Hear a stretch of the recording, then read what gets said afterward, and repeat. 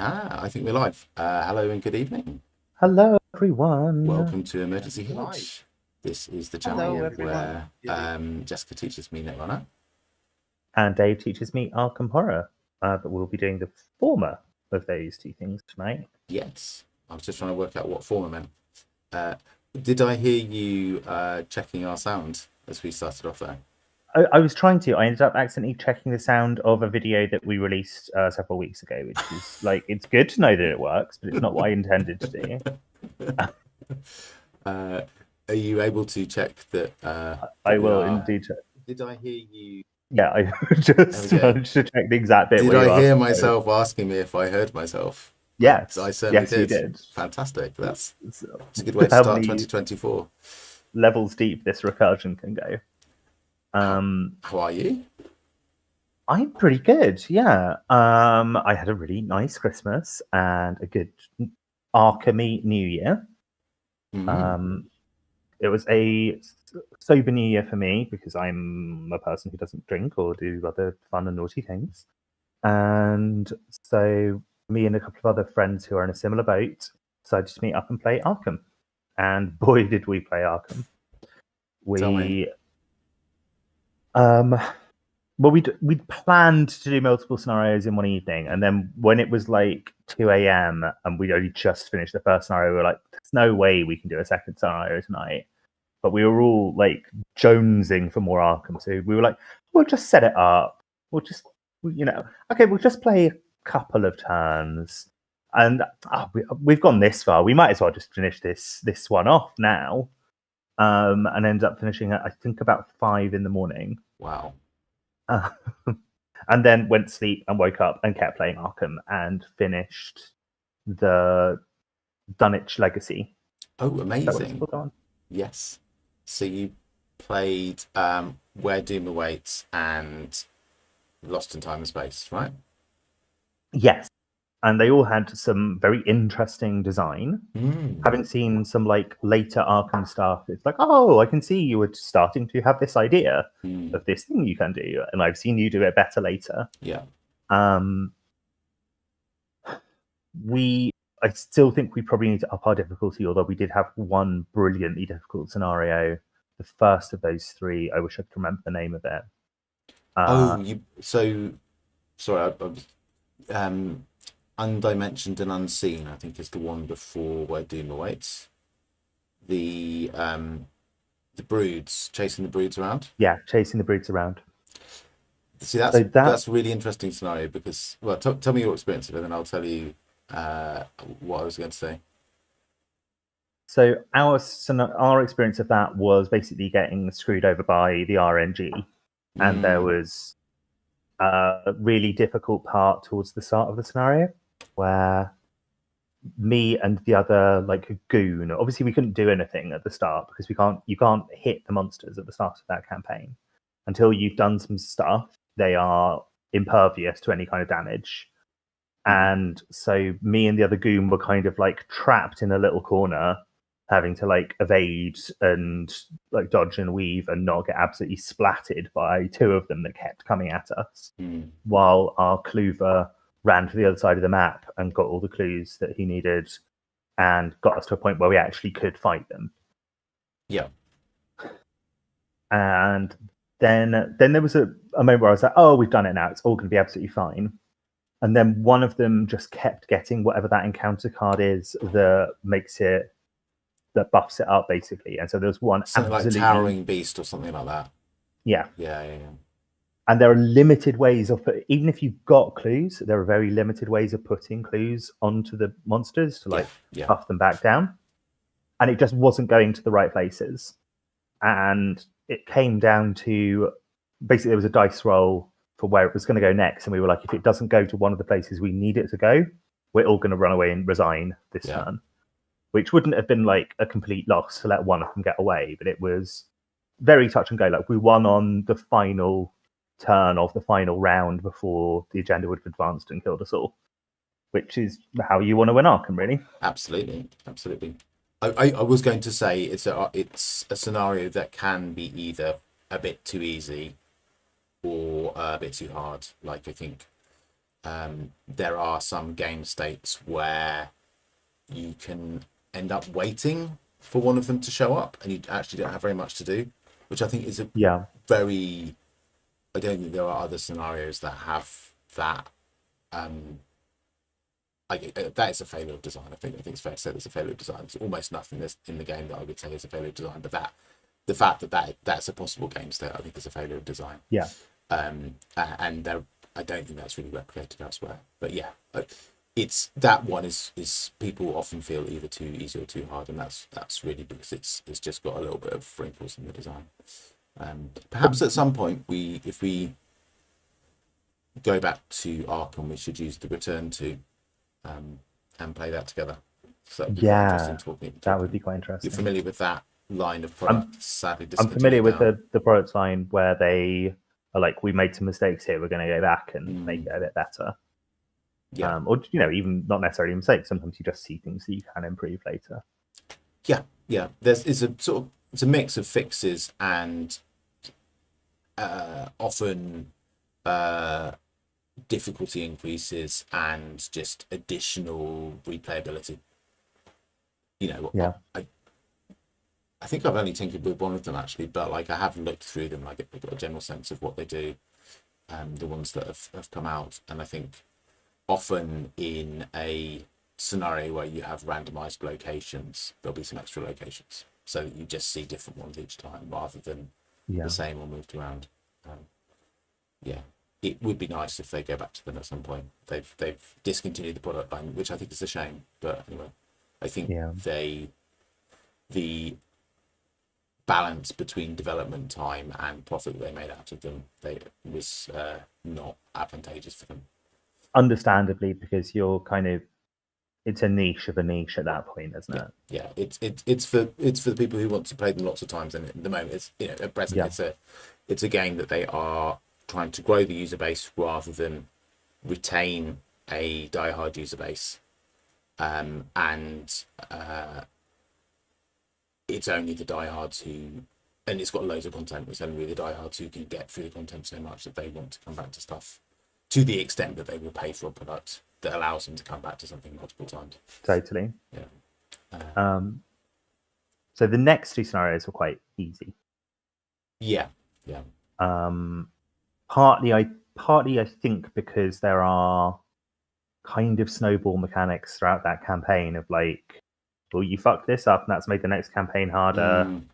Like not intentionally snowbally, but like if you are getting rewarded along the line for doing things well and punished for doing things badly, if you do things well early on and that makes it easier to keep doing things well, you are relatively likely to find yourself in the position that we found ourselves in, which was that we were just maxing out quite a lot of the challenges. And so then we'd come into the next the next scenario with like the minimum amount of challenge for the next one. Which like it's not the end of the world. Also, like we were, as I said before, all playing like really good decks. Especially my like two teammates had just like incredible combos, and I had like Cyclopean Hammer in my deck. And in all three scenarios, the challenge was like, can I find Cyclopean Hammer? I have found Cyclopean Hammer. This wins us the game. Speaking of Parallel Fates, is a great card. Now, which one is that? Remind me. So it's the version I was playing is a level 2 Mystic card.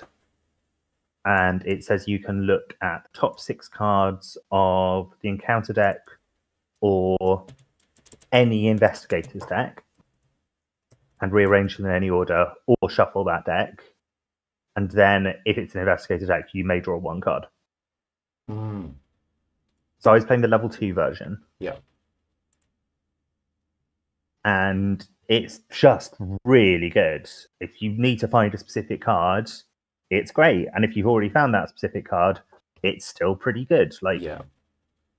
We were finding that we didn't really use this on the Encounter deck, but I think it can be incredibly powerful on the Encounter deck. We just had such powerful cards in our decks that we always wanted to find. I was either looking for my Cyclopean Hammer or lose like part of his combo, his weird Norman Withers combo.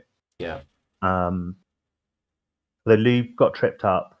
Turned out we'd been cheating for a bit because Lou had assumed that Norman Withers, as a seeker, could take seeker cards of any level, and then realised that you can actually only take level 0 seeker cards. And so I think he'd had a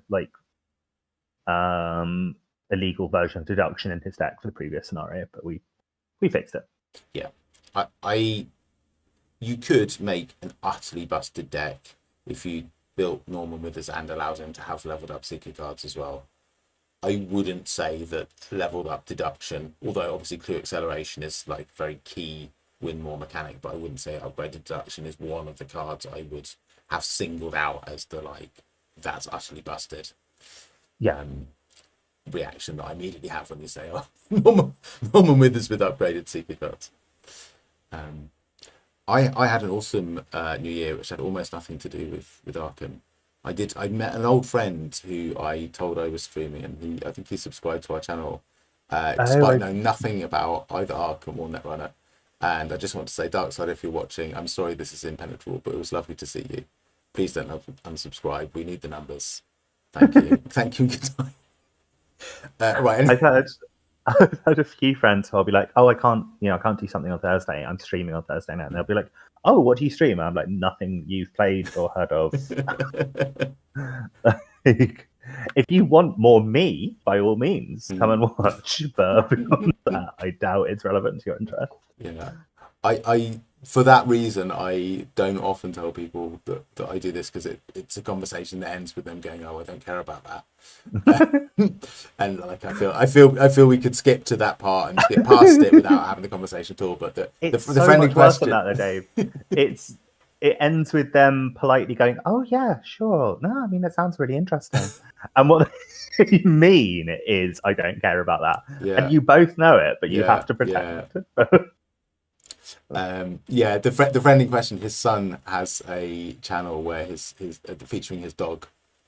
Cool. And who has more subscribers than us? Quite, because neither of us are. Although we do now have a dog in your Arkham deck, none of us are fluffy canine friends. And that's we can't hope to compete. But anyway, that's how the subject came up. Having completely derailed us, should we talk about these games? Yeah. Sorry, what do you want to talk about the spoilers next? Yeah, I think so. There've been loads. We're not going to talk about all of them. But we thought that we would talk about the first 6 that came out since we last talked about spoilers. Cool. I just need to check as we go along that none of them are the card that I'm meant to be promoting, because I've not been very. I don't think so. I think we know that yours is supposed to be a secret event. Cool. There has been one secret event out, but I don't think it was one of the ones we're talking about today. And I think it might have been 85, your number. Anyway, you keep an eye on that. 47 is my number. Ooh, I picked a memorable number. Okay. Anyway, this is definitely not 47. This is a 2-cost Guardian event called Guided by Faith, with willpower and intellect pips, spirit and blessed trait, and it's an investigate action. You may use willpower instead of intellect for this investigation. Before revealing chaos tokens for this test, add 2 blessed tokens to the chaos bag. If a blessed or elder sign token is revealed during the skill test, discover 1 additional clue at your location. Your immediate reaction to this? My immediate reaction is that I should reread the card to get a good idea of it in my head. It feels a bit nichey to me. Yeah. Who's the Guardian who is... I guess this can go in non-Guardian decks, but it feels odd that it's a Guardian card and willpower as its stat. Yeah, Sister Mary is the Guardian who natively adds blessed tokens to the bag, and she is a off-class mystic, and I think she's got high willpower. Let's just check it. I think possibly her best stat. Yeah, 4 willpower, 2 intellect. So this is a good card for her. Okay. There's not many other people who it jumps out to me as being amazing. Again, and we run into this over and over again, until I have like a really good intuitive understanding of how good or not this bless mechanic is, it's really hard to judge these cards. Because my natural reaction is I don't want to play this as an event. I don't want something in my deck that is going to maybe get me an extra clue once, maybe, and cost 2 resources and a card draw. But if those extra 2 bless tokens in the bag are really important, then that completely changes the balance of it. I think you only want that. My hunch is you only want this if you've got a way to make sure you get that blessed token, which with an off-class mystic or something like Favor of the Sun, which allows you to substitute a token pool for a sealed blessed token. You have an option, and I think like a 2-cost event where you use your preferred stat, and you definitely get 2 clues if you succeed, and you add 2 blessed tokens to the bag if you've got a reason for doing that. If all of those things match up, then I think it's a good choice. I tell you what, the thing that strikes me most about this card is the art. I don't know who this person is. What's the deal with that uniform? That weird U on their head. The upside down cross. They appear to be in Venice. There is a scenario in Venice, but like maybe it's all weird. It's really weird, isn't it? So yeah, like just a big question mark over the art here. I don't know what's going on with that. It's got a sort of Victorian Navy feel to it, that uniform. Yeah, something like that. I mean, my immediate vibe is Napoleonic. Yeah. But it's the wrong era for Arkham, so I don't know. It is the wrong era for Arkham. I don't know what's going on. But anyway, just a query about that, really. Should we move on?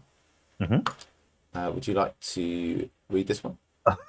Yes, once I get over how good the art is, I will read this one.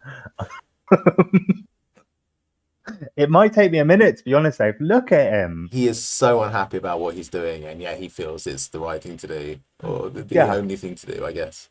I mean, that's one of the classic Arkham experiences. I've looked at all my terrible options, and this is the one I'm going to do. Okay, Hold Up is a 1-cost Guardian event. It's a tactic. It's a trick. Parlay. Choose an enemy at your location and an item asset in your hand. Perform a fight action against the chosen enemy. If you succeed, instead of dealing damage, play the chosen asset, reducing its cost by each point you succeed by. Cool. That's very cool. Yeah. Yeah, I really like that. Okay, because how often have you been in the situation where the enemy comes out 1 turn sooner than you'd hoped they would, and your vital piece of kit is still in your hand, and it's like, I can punch this thing to death or take an attack of opportunity. I don't really want to do either of those things. This feels like it's ideal for that situation, whether that's too specific and situational, and the actual solution is to not get yourself in that state. I agree. Yeah, I think it. Sleight of Hand is, a classic and well-loved card for a good reason, which is that it is an answer to that exact situation. It has other tricks in that it's a way of getting additional uses on limited use firearms. But it's also, the fact that it is a great tech card for that archetypal pain in the ass situation where you've got an enemy in your face, you're shit at evading because you're a guardian or a fighter of some sort, and you just have the card that you need in your hand and not on the table. So yeah, I think it's cool. I could well imagine this being a one-off in quite a few decks, and I really like the flavor of sticking up Whippoorwill and getting a gangster's submachine gun from them and then shooting them with it. There's excellent humor to be had in it, I think. particularly if you don't have a gun in the first place and you're like, I've got my hand in my pocket and I'm really going to shoot you, kind of thing. Yeah. Happy days. Yeah. Next up, we have Pelt Shipment, which is a. I'm getting confused by the fact it doesn't have a cost. It's a costless asset. It's item and supply traded. For some reason, I kept wanting to say that it doesn't have a level, but that's not true. It's a level 0 asset.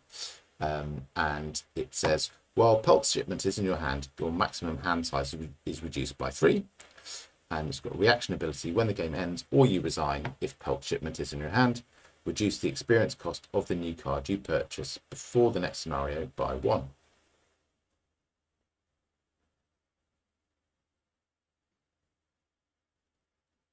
I think this is interesting. I think it's interesting too. I don't understand the theme of it very much. No, me neither. That's You send away the skin of an animal and that gets you more experience somehow. maybe it's just because I've been playing a lot of No Man's Sky, and that's all about inventory management. But it feels like maybe it's because you're having to carry around a load of pelts that you're waiting to sell later. That makes sense. I don't love it. I'm going to say that. But the card I'm comparing it to in my head is the Mystic card that gives you a victory point. Yeah. And there's quite you draw encounter. You take an extra encounter phase and you get a victory point. So that's Delve Too Deep. Delve Too Deep, that's the one. Yeah. Coming up on our screens now, folks. Yeah. Everyone draws an encounter card. Everyone draws an encounter card. And then everyone, there's a victory point in the victory display, so everyone gets experience. Yeah. And I guess, like, with this one, you're the only one who's, like, suffering, so it does make sense that you're the only one who gets a bonus, but it also feels like I hate discarding cards in this game. It always really hurts when you have to discard stuff. Yeah, I think I think having a hand of 5 for some play styles is not terrible. And if you're not, it kind of depends on a lot of things, doesn't it? How much you're committing, how much redundancy there is in your deck, how combo-y your deck is as well. Like if you want to hang on to lots of cards because you need X, Y, and Z later, but not now, it's obviously worse. I guess it is a survivor card, and survivors tend to have ways of scavenging things out of this card. Yeah. So you could wait until we're going to win in a turn and a half. I don't care about, or we're going to win this turn. I'm going to spend one of my actions grabbing this out of the discard. Yeah. Seems like a perfectly viable, somewhat cheesy way to have your cake and eat it with this card. Absolutely, yeah. So it's an item, which means it can go by scavenging, or there's other survivor recursion that you can use with it, which I think is quite cool. I don't think you've got a way of discarding it other than like you maybe want to have a way of discarding it, but also the fact that it reduces your hand size by 3 means you don't need to draw up to 9 to chuck it away. You follow me? My reading of how the rules would work on this card is if you had 8 cards in hand and you discarded this one first, your hand size would automatically jump up to 7 and you wouldn't have to discard anymore. That would be my understanding as well. It does sound like the kind of thing they might put in the next FAQ, but that would be my understanding. Yeah. That's how I would play it, certainly, which would not be too bad. And I think there's cool recursion tricks that mean that you don't really suffer too much for this, in which case it's just a slot in your deck that, as long as you play around it correctly, gets you an extra experience, which is cool. In Survivor, it's a slightly odd choice. Survivor classically has been the class that didn't wasn't as experience hungry as everyone else. They've got the exile cards, which is kind of, one shot experience cards basically. You might recall that we looked at some of them for your Stellar deck. And part of Yeah, the I think reason so. that's in their colour pie is that they don't have lots and lots of very XP hungry cards. They tend to be pretty good early on, and get pretty strong pretty quickly. So I wonder whether we'll see other additional XP cards cropping up in other classes as well. But I don't know. One little thing I do like, so Delve, which we've played together, right? Yeah, I I think think so. I think it might be in my Dexter deck, or I feel like maybe it was in my Norman deck. I don't remember. I'm sorry, but one of the interesting things about Delve is you do exactly what Pelt Shipment looks like you do in First Blush, which is you often hang on to it until right at the end of the scenario, back it down just before you resign, and then the encounter cards can't hurt you too much. Although obviously it's really hilarious if you just happen to get an encounter card that kills you off just before you resign Yeah. because you got too greedy, which is like that's nice maybe. But I quite like that this is designed, but looks like it's designed to do what you do with Delve, but actually if you do survival recursion instead, you can cheese it a little bit. Yeah. Cool. Let's move on. Do you want to read us Persistence? Sure. Persistence is a 1 XP survivor skill with question mark pip. It's innate. You may commit persistence to a skill test from your discard pile. Nice. If you do, shuffle it into your deck after this test ends. Sure. I love this. Hang on just one moment. I'm sorry, I don't know where it is. I was looking for it earlier and I couldn't find it. I'm going to read the flavor text. Anyone but a stolid farmer would have fainted or gone mad. That's from the color out of space, or the color out of space. So. Yeah, I think this is really cool.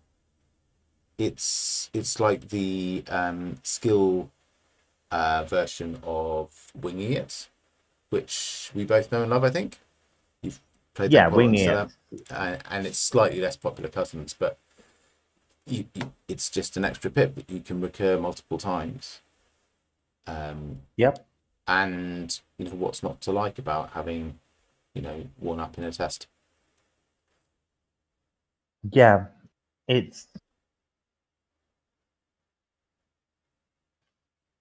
very straightforward as a card. I don't think we need to say that much about it. I think it very obvious what it does, and it does it quite well. And if you've got a deck slot dangling and you've got an XP dangling, this is probably a good choice. Yep. Shout out to Silas Marsh, who I think is no, he can take the set whatever because it's Survivor. I think this is really good. Of all the cards we're looking at tonight, this is probably the one that I'm most pumped to have because I just think you can really. Yeah. I just think it's quite boring. It doesn't. It feels like it's value for nothing, which I never like in card design. Other than a card deck slot. A deck slot, yeah. Obviously, every card's going to take up a deck slot. Yeah. But it just feels like it's not. It's giving you something. It's admittedly not giving you a lot of it. It's giving you a reasonable amount of it, but you're not having to do any fancy footwork to get it. You're just getting the thing, which is it's fine. It's a value card, but it makes me think of Dirty Laundry. No, not even Dirty Laundry. You've got to do something to get me for daily casts, which we'll talk about in a bit. We will talk about it in a bit. Yeah. I think that's entirely reasonable. I say excited to play it. It's the one that I'm going to put this in a lot of decks. I could genuinely see this being tabooed or talked about as a problem card later, partly for reasons which we'll discuss in relation to emergency. Which channel is this? Who are we? What year is it? We are Emergency Hedge. Yeah. The name of our channel has made it impossible for me to remember the actual names of the cards when I'm trying to play this game. Emergency Cash and Hedge Funds. But we are casting, but we were discussing the card daily casts. However, we cast weekly. It's 2024. Let's hit it. Okay, we can do this. Yeah, I don't think there's lots more to say about this. I think it's a very good card. I totally agree with what you're saying. It's not the most Yeah, exciting card, but I can see this being talked about as a problem card in the future. To be honest, I can well believe you. yeah. Let's move on. Stir the pot. This is a 3-cost, 5 XP rogue event. I tell you what, it's interesting. We're getting to the stage in spoiler season where there's been so many, I cannot remember them all. So I feel like more than every time we've done this before, I'm looking at these like as a first look, even though I have looked at them and read them and thought about them before. Willpower and intellect boosts. Trick and Gambit traded parlay. Choose an enemy at your location and test X intellect, where X is the chosen enemy's combined damage stroke horror values. If you succeed, deal X damage to each enemy at your location. After this effect resolves, you may disengage from each enemy and move to a collecting location. I fucking love it, Dave. I love this It's so much. it's hardcore. It's really, really hardcore. I love it thematically. So, like, what you're doing is you're making your enemies fight amongst themselves. Yeah. I love that it's kind of hard to use, but the reward is huge if you do it right. Mm-hmm. Yeah, I think having it intellect traded is quite a strong design choice, not just for thematic reasons, but also because rogues vary about that. But there aren't many rogues, if any, who are like absolutely kick-ass good at this, and the difficulty directly scales, or more or less directly scales with the no, it does directly scale with the power of the effect. Yeah. Which I really like. And the fact that you then like disappear in a puff of smoke as they like an asterisk, you know, where they have that like big cloud of like fists and stuff all over the place. Yeah. Yeah. I can see I'm imagining a deck, I don't know what card does this, but some card that allows you to move enemies around. So you just get a bunch of them all in one place and then you go in and start the fight and fuck off. Yeah. Would be amazing. But this is a skateboard tricks card. Like, Yeah. This feels like you're gonna have to do a lot to make it work. Yeah. But it's gonna be really cool when you do. Yeah. Yeah, I wonder if there are Alessandra builds that specifically lean very hard into enemy management with this card as a sort of coup de grace. So was it Beguiled? The card I was getting a little bit thirsty about, where Alessandra was doing like the sexy eyes at another woman, and it's I think we spoke about it in relation to Power Word. It's another parlay ability where you send enemies off. Like, I think you can parlay an enemy around to the with Beguiled to the right location, and then hit them with this. And this does the enemy's own damage to itself. Yeah. Like a lot of the times when you play this, there'll be nobody left standing. It'll be like bloody Hamlet. There'll be nobody left standing at the end. Just corpses as far as I can see. If you are able to pull this off on the hardest enemy, you kill all of the enemies. That's the... Yeah. It's not even a non-elite enemy, which is quite wild. Like that, you often see cards that seem very strong, and then you realise that actually all the really like hardcore enemies it doesn't affect them at all. Yeah. Okay, that's a card I'm very excited about. Yeah. Maybe I was lying about that last card. What was it called? I've forgotten it. It was a Perseverance or something. Yeah, it's Man in Field with Hoe, whatever it was called. I've closed the tab now. It's not coming back. But anyway, that one. Do you want to read the last card? Sure. Snitch is a 1-cost 2 XP event. It has a book and an agility pip. It's a favor. It's a trick. Fast. Play after you succeeded a skill test while parlaying. Discover 2 total clues from amongst your location and connecting locations. Yeah. In in the parlay deck that is clearly being is clearly going to be quite viable once they get these once all these cards come out. Yes, I think this is spend a resource and no actions to get 2 clues seems really good. Yeah.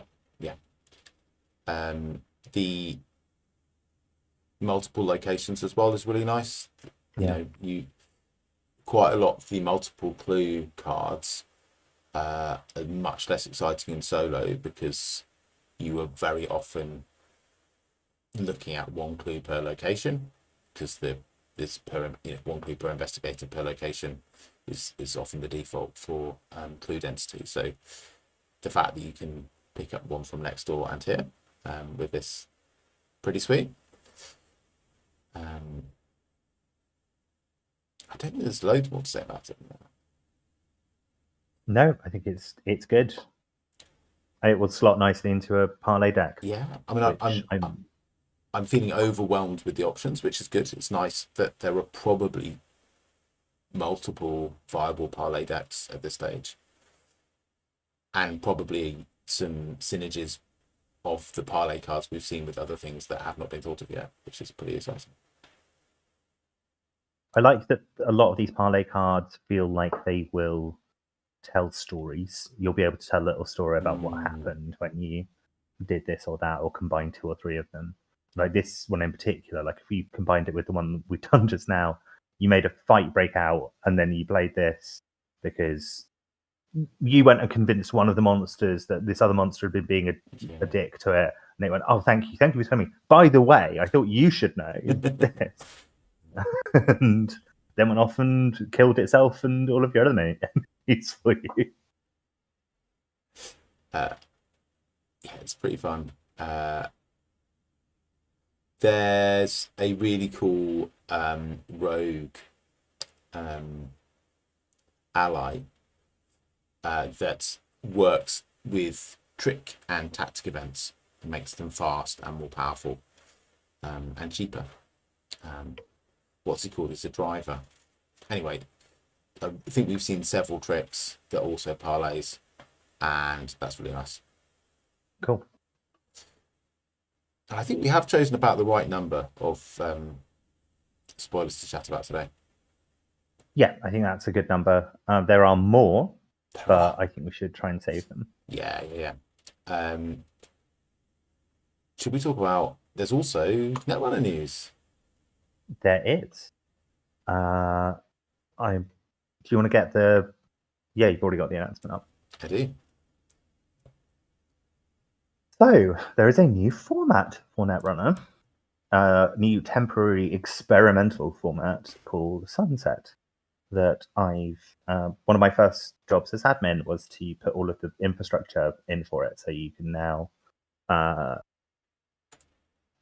join the little league for it, and you can get a role that says you're looking for a game of Sunset. That was all me. So when you do that, I don't think we talked about you being an admin yet, Jessica.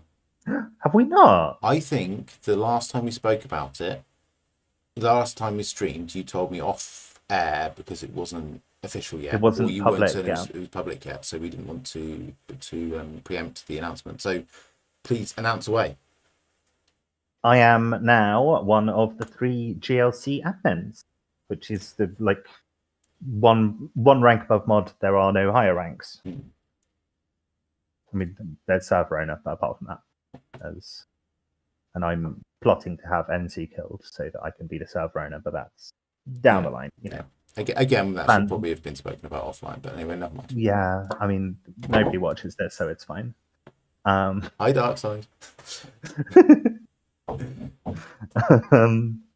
Yeah, I put myself forward for the role, and we did a vote, and it had to be unanimous. And it was a bit nerve-wracking because I was sort of aware that if I didn't get it, I would know that someone had voted me down, but not know who. Yeah. I was like preemptively like, that's gonna feel shit if that happens. I don't like. Was that amongst the mod team as well? So it's not. Was amongst the mod team. Yeah. But luckily that did not happen. Yeah, it's a 100% pay bump from 0 to 0, which is really Fantastic. nice. Amazing. Yeah.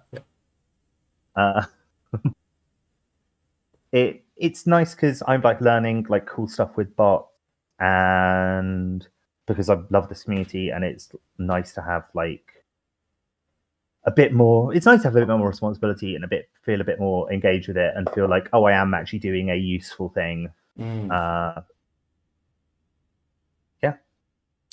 Filling in for Ed now. Ed has gone and joined NSG because Ed got a position slightly too high up in NSG for it to really be okay for him to do both. Yeah. Congratulations both to you and to Ed. Thank you. You had to, as in your capacity as admin, you had to set up the infrastructure on GLC for this. Yeah, I'm not going to pretend it was any harder than it was. It was about 20 minutes work. It's not very difficult once you know how to do it, but I do know how to do it. Not everyone does. Were you forewarned about the new format? Does that mean you got a sneak preview about it, or you did it after it was went live? We did it afterwards. We did it within about 48 hours. Someone said, "Oh, we should have this," and I was like, "Yes, we should." And because I now don't need to go through like a whole committee of like, let's make sure that we really should have this. Yeah, I was just like, I will do that. There we go. We've done it now. Awesome. Are you qualified to talk about the format itself? I feel like it's relatively straightforward. Don, you have a first stab. I've got some thoughts about it, but mine are more like, I don't know, all over the shop kind of thoughts. I don't feel like I'm the best person to brief our voluminous audience on the format itself. It's the standard format with an expanded ban list, and that's it. And they've said that they are doing this partly because they want to see how it goes, having some like real staple cards banned. Some of these are rotating. A lot of these are rotating out around the time Dawn comes out, when they get rid of all the FFG cards. And I think it's really sensible. I think it's sensible both to have an extra way for people to play if they want to, that gets like rid of some of the maybe more toxic cards. It's sensible to kind of preview with a wider meta. So you can only do so much with playtesting. Playtesters are going to have their particular styles of playtesting stuff, and you're naturally going to have. You're not going to get the same kind of deep research that a meta actually playing a game and actually really trying to work out how to win it gets. Yeah. The lists are really interesting. Yeah. Do you want to talk about the list first, or the concept of doing this first? I don't know how much more there is to say on the concept. Do you have more to say? Yeah, that's kind of where my thoughts are. Firstly, I would really concur that I think it's really cool that it's being done. I know that we have in the past grumbled a bit about the banning process, with in respect to Startup, which we were both playing at the time, and I'm not sure that we have on the channel acknowledged that that's something that they are implementing a ban list on that, and that's a good thing. Yeah. And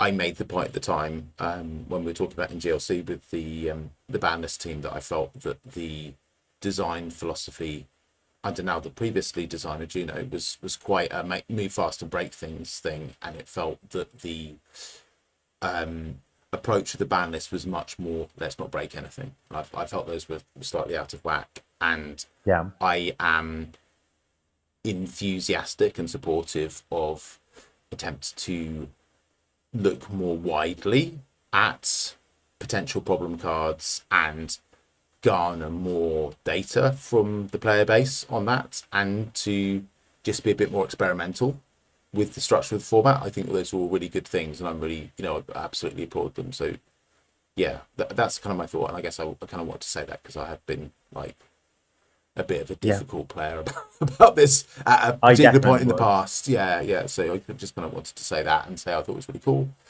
I think they're moving in the right direction. Yeah.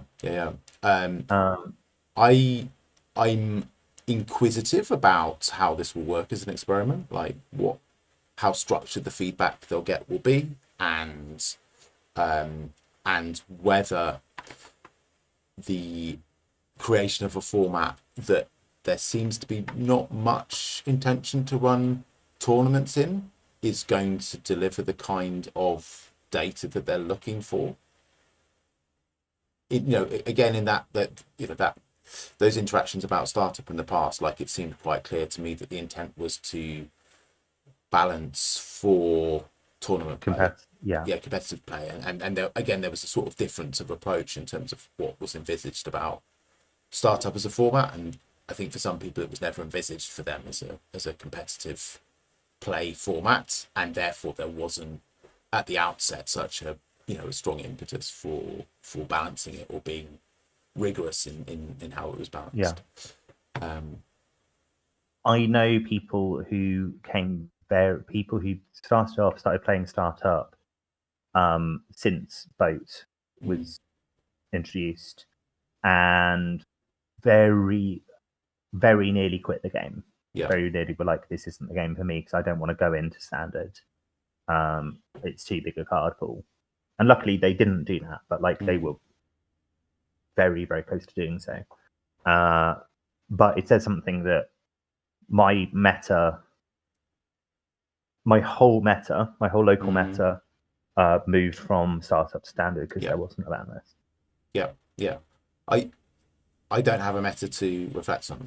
My sense is that that's happened for a lot of people, and I feel a little bit sad that there was a very vibrant beginners format meta, and it feels, I don't know to what extent I've just moved on to a different format, or to what extent that it's less vibrant than it was like a year, 18 months ago.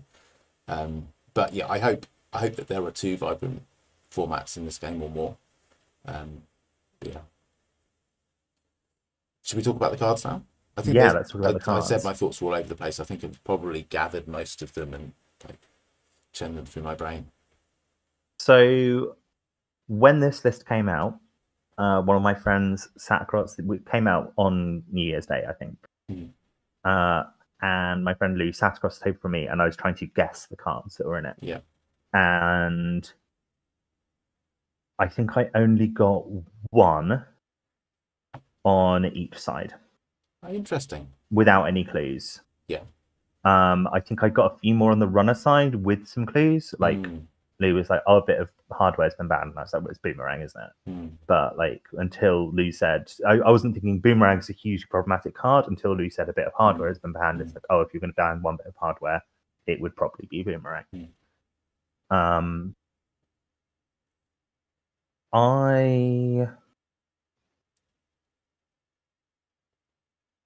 I think both these lists are interesting. I think that the runner list is maybe a little bit timid in terms of the amount of econ that I think that it bans 3 econ cards. Obviously, you could make arguments about whether or not Cleaver and Boomerang are econ cards because and Taskia are econ cards because they save you money because you're not having to install icebreakers, blah blah blah.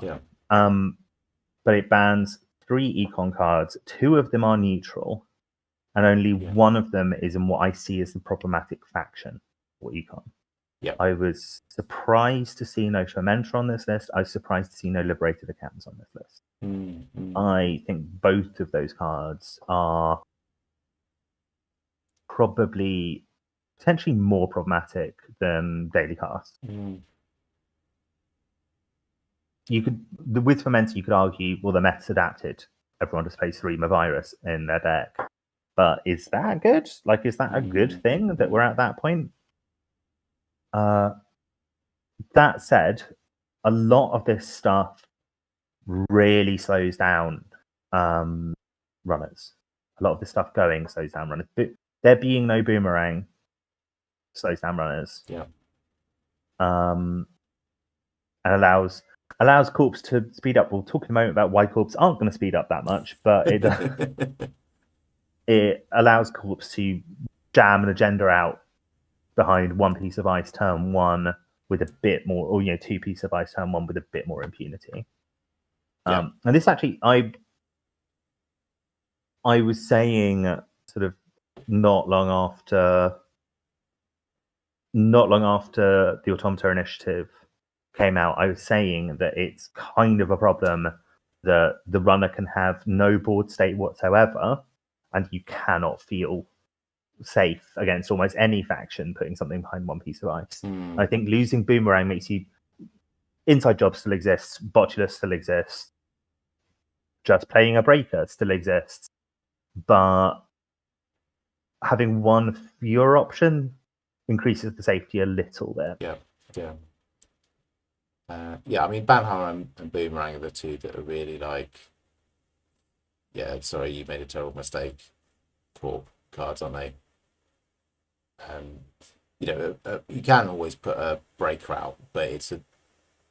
God, I'm absolutely flubbing talking today. This is what happens when I have a really strong party at New Year's. It's what day are we? The 4th of January or something? The 5th of January? Yeah, we're the 4th. My brain is still not working. But it's a 3-sided coin flip, is what I was going to say, for getting a Breaker out, right? Like, you might have a Breaker in hand, the court might put... But if the court puts down a piece of ice, you don't know whether it's the right Breaker. Banhar is always the right Breaker. Unless it's like a Nancy, isn't it? Unless it's a Nancy, unless it's virtual service agent, but even that's not that bad. It's bad, but it's not that bad.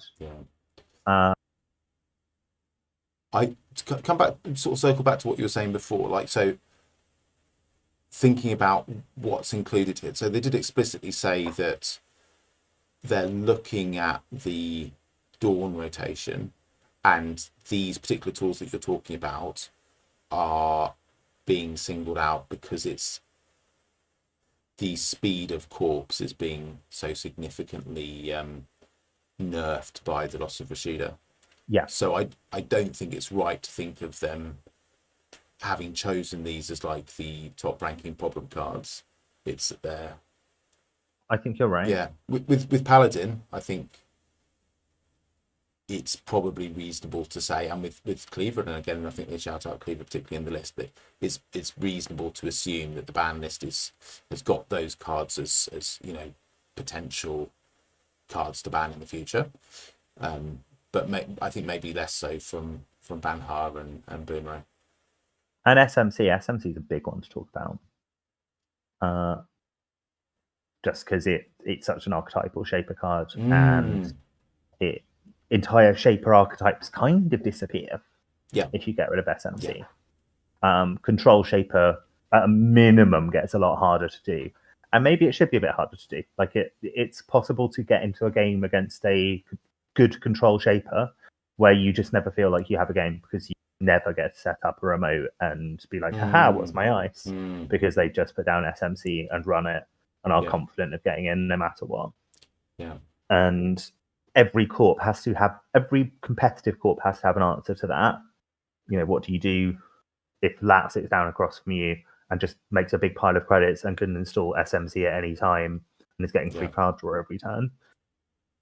And most corps don't have a good answer to it, and kind of the only answer you can get is either, well, I'm going to kill them, or I'm going to fast advance everything out, which aren't terrible answers, but it narrows the meta in a way that I think is sometimes a bit frustrating. Did you watch Andre's stream where he was chatting about this? I watched, to be honest, I got right up to the bit where he started talking about this. So what conclusions did he come to? Well, firstly, it was, similar to you, first of all. Secondly, it was really funny because he streamed for like 5 hours and spent, I think, a good 2.5 hours talking about this. But with SMC, he said much the same as you, that it was going to really thin out the number of archetypes. And I think it's not unfair to characterize him as saying it will upend Shaper as a faction altogether.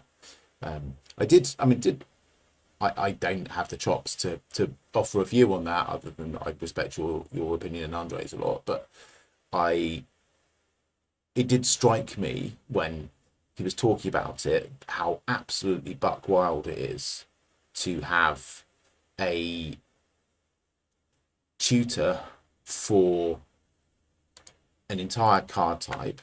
Let's have a look at it. That, for your whole deck, for an entire card type of the main way that the two players in this asymmetric game interact with each other. Yeah. Like, it's absolutely wild that is something that has existed in the game for most of its life, and the game's still it's not completely broken. I mean, imagine if it was the other way around. Imagine if there was a bit of ice that says, when you res this ice, pay the cost. You may pay 2 credits to go and replace it with some other bit of ice from your deck. It would be extreme. It doesn't exist because it would be extremely broken. Yeah. Right. And something like I think maybe literally this has existed since the start of Netrunner. It says creation and control here. Okay, so not quite the start, but very early on in Netrunner. I don't know the icons to know which cycle that was, but it's before any of the icons I recognise, so it's early, right? Yeah. And also alongside Simulchip. Yeah. Like the faction's got both of those things, and my god, the game still isn't broken. Wild. The Shaper's always quite interesting because when Shaper's good, when Shaper's really good, the game feels awful. Like, yeah. I mean, think about it, right? What's the most problematic card that you've encountered in this game, Dave? Is it a Shaper card by any chance? Quite possibly, yeah. Right? Okay, yeah. Gotcha. Yeah. Thank you. Yeah, for sure. Yeah, I think it will create some interesting stuff. I think it will make Shaper bad, but maybe that's okay. Like, I'm not a Shaper player, so I say that having taken Shaper to Worlds, but that was for other reasons. Yeah. Like, there's a bit of me that wants to say self-modifying code isn't the issue. Self-modifying code in boring Shaper decks is the issue. So, like, I almost want to say just like ban Lat. it's fine.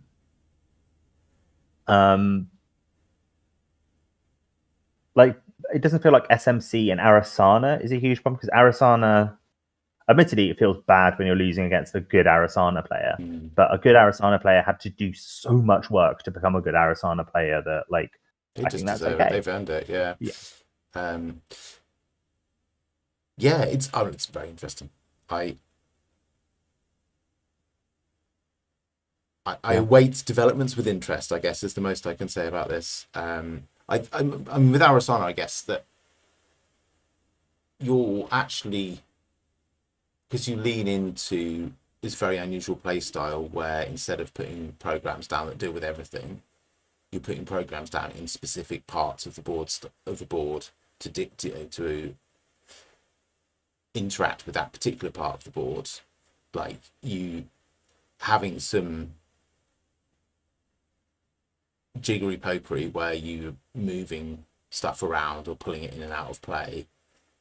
Like, it's a lot more legitimate because you're not just putting down things and interact with everything. Yeah. Going back to Endurance, the problem with Endurance, for me at least, was that it made basically all of the ice on the board blank. Yeah. Like, it made what I think to be the most interesting part of the game, the ice, and what it does when it fires, irrelevant, and something that wasn't going to happen for the rest of the game. And suddenly the game's like, even ignoring the fact that, like, that's very powerful, it's now quite a boring game if none of the ice is going to fire. Yeah. And I think it says something that 3 of the cards on this 7-card list are things that, to some extent or another, blank ice. Yeah. I said your ice is not going to fire no matter what it is. We don't care about what you're about to reveal.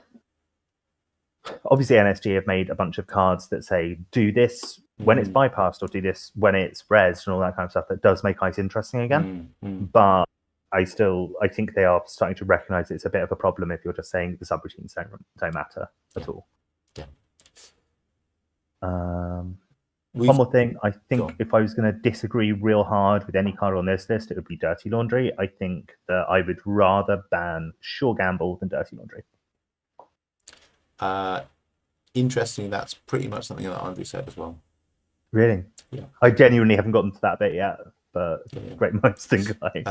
Yeah, I was making the point that it's a card that pushes you towards the thing that you should be doing, pushes you towards interesting play, and I'd agree with that. I mean, the point was made actually in chat, which I would agree with that, and I think we've talked about this a bit before, that the structure of Netrunner, that both players have to stay above a certain threshold of credits to, in order to be economically viable, because of the ubiquity of those the cards on either side, is a interesting facet of play, because economic contestation, either in requiring a run on the runner side or requiring a res on the corpse side, is such a fundamental part of how you sort of to and fro that you can get. But I feel we talked a lot about run, and we haven't talked a lot about the corpse side. We haven't talked at all about corp. And corp, I think, is, if anything, the more interesting of the two sides. Please take it away. So they are really nerfing decks that don't want to score out. That's the first thing to notice here. I strongly agree with getting rid of attitude adjustment and drudge work. You don't see them, and like when you do see them, you're like, oh, God's sake. Like, whatever this deck is trying to do, I don't like it. I don't know what this is, but I hate it. It's usually trying to kill you in some way or another. Yeah. And usually trying to kill you like non-interactively. As in, they're not going to kill you because you've made a bad run. They're going to sit back till they've got their combo and do like the what's that? A re-education neurospike combo or some horrible ob combo or whatever. Yeah. It's not quite non-interactive, but it's not demanding that you interact with it before it can hurt you. Yeah. Yeah, they're right to get rid of those. They are probably right to get rid of Reality Plus. Yeah, that was the first thing that jumped out to me, actually, because I think our last stream in our schedule, of this part of our schedule, which was playing Corp, was we played that R plus deck that you said, and I think, not seeing anything to contradict that, was the strongest deck in the meta. And then we had a long conversation about what a unpleasant player experience it was, and also about every single one of our players quit before the end of the game with a night. An achievement I hope we never equal, but nonetheless an achievement of sorts. It's probably partly us playing it slowly. Like that doesn't happen to me that much when I'm playing on my own, but like it definitely has happened. I've like had people throw absolute tantrums and walk out on JNet casual, and I don't blame them. Yeah. So yeah, I'm very interested to see R plus in here.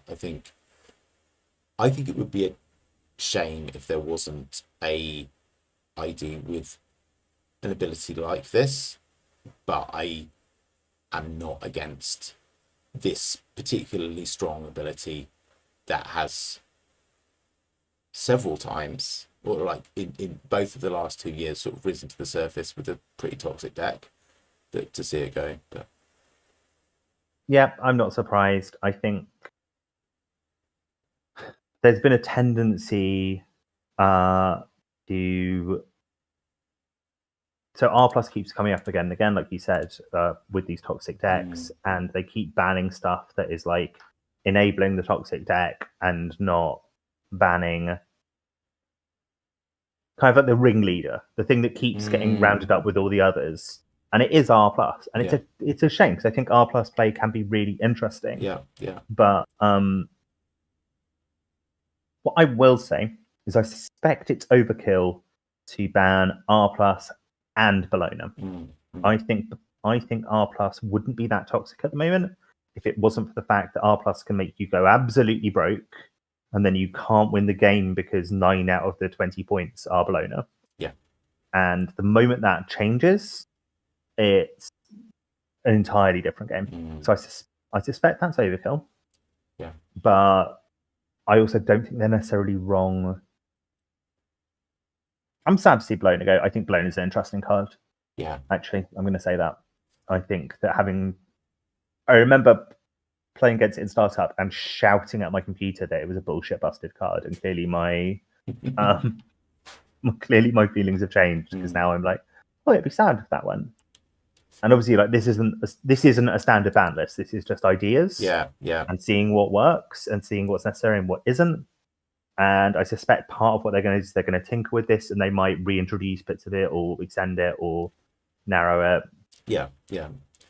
And that's cool. Like, they definitely should, if they're doing this sort of experimental format with the larger ban list. It would be silly for them to be cautious with it. They should lean towards going further than they normally would, and seeing what happens. Yeah, totally. So, like, go team for sure. But yeah, it will be very interesting to see which of these, if any of these cards. I hope some combination of them does eventually get pushed to the side, because change is good, and overly dominant cards is not a good meta. Although the consensus seems to be we are in a pretty damn good meta at the moment, which is nice. Yeah. I wonder with that R+ deck we were playing before, it might just be that I was less familiar with them, but I feel that the cards that really stunk were more FFG cards. Yeah, and Money Sanai and Self Growth Program were the horrible evil cards in that deck. And I played against an R+ deck today that had both Self Growth Program, Economic Warfare, and Market Forces in it. And between those three, I did manage to win that game. It was my league game, but it's just a horrible selection of cards, all of which are going to go when FFG cards rotate out. And it's that combo with Oppo as well. That's, I mean, I don't think there were any less bad with Hard Hitting News. I didn't really play when Hard Hitting News was in the meta, but like the combination between the two, I think, is the real stinker. Yeah, that thing of like, I've entered on 8 credits. I've done the thing that I was meant to do. I don't have to worry about Economic Warfare, Hard Hitting News, or Oppo Research. Yeah. Like, game-endingly bad, and there's basically nothing you can do about it apart from never run. Yeah, which is not really what we play the game for, is it? No. I mean, you can sit back and not run that turn and wait until you're at 16 credits instead, but it's like, yeah, that's a horrible agenda as well. Yeah, that's the other one that just, having played against this deck with a trash deck, the other one that just felt sickeningly bad to play against it. But this is, I was going to say it's garbage outside of R+. It's all right in Near Earth Hub. It's not good, but it's not as good. Yeah. It's not. You're not getting that extra tempo every time they take a tag. Yeah.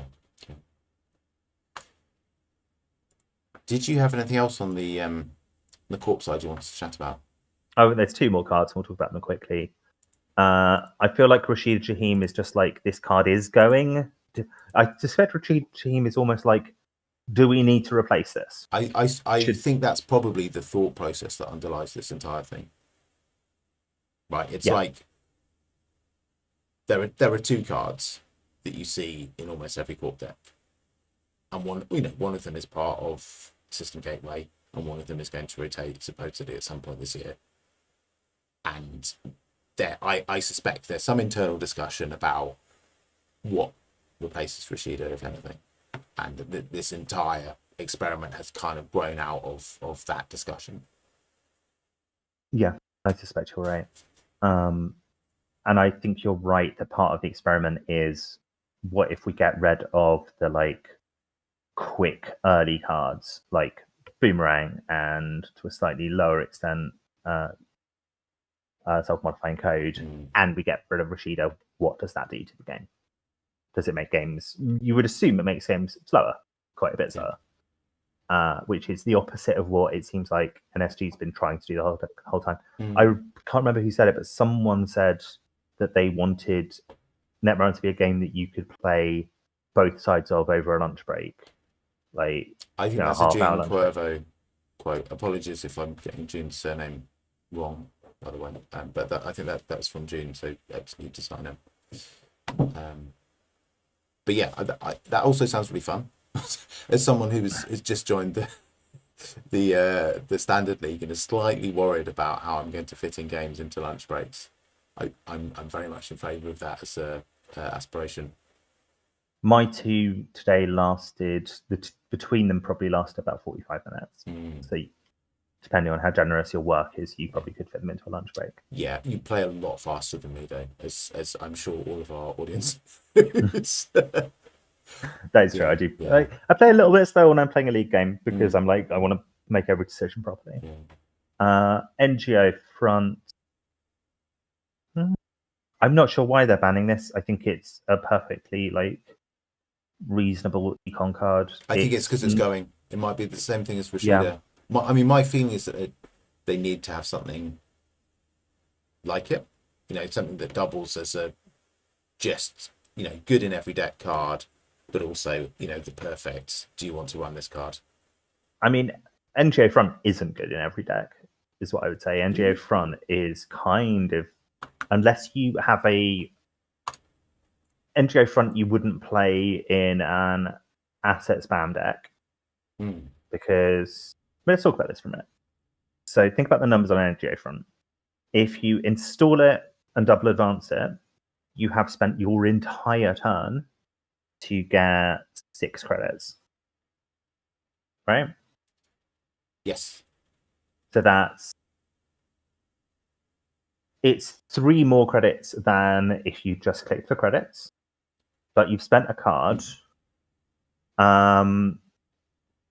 You're absolutely right. I'm a little worried at this stage, Jessica, that we're going to get a DMCA from like, do I just keep saying things? Yeah, you do keep saying things that you said. It's really funny. And I don't want to interrupt you because it's firstly it's correct. Secondly, our purpose of the channel is that you teach me things, and I think you should. I don't want to interrupt you. So I know this already. Yeah.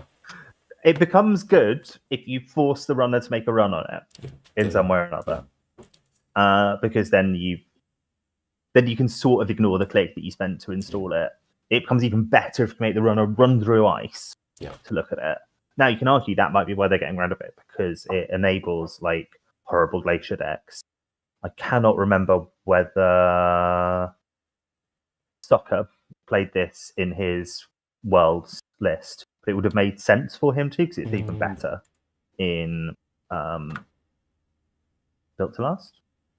I'm struggling. I've not played any Netrunner really, apart from my league games today, since probably since sometime last year, definitely early December.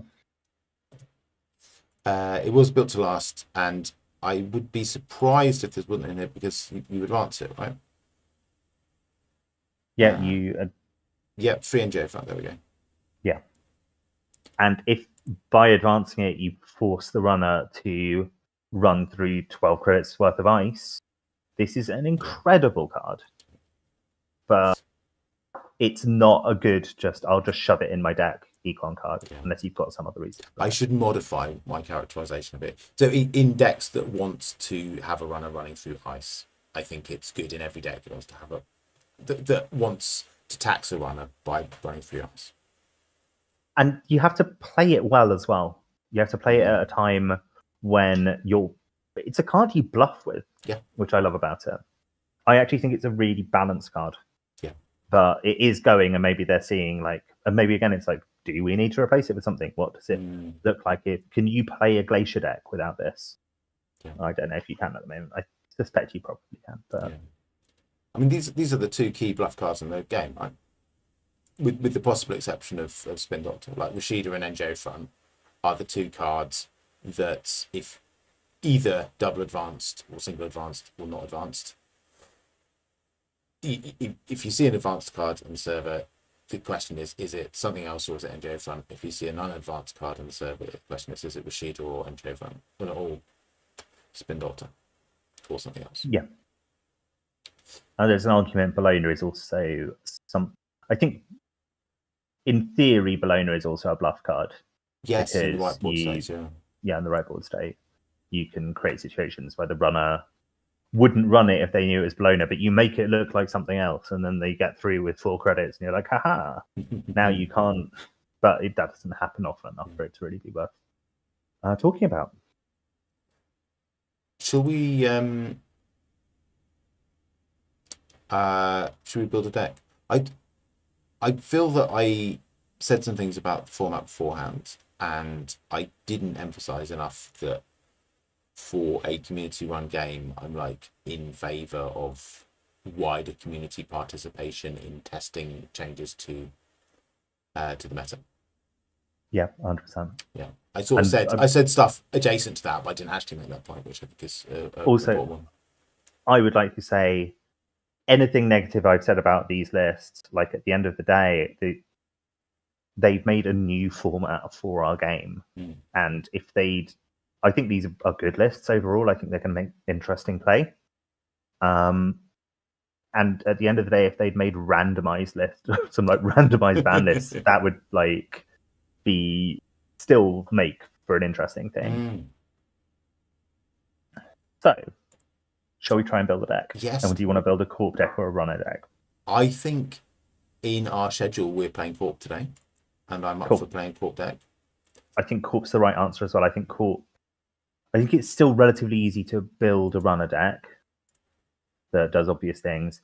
I think it might be most interesting to try and build an NBN deck and see what it looks like. Okay, yeah, that sounds cool. I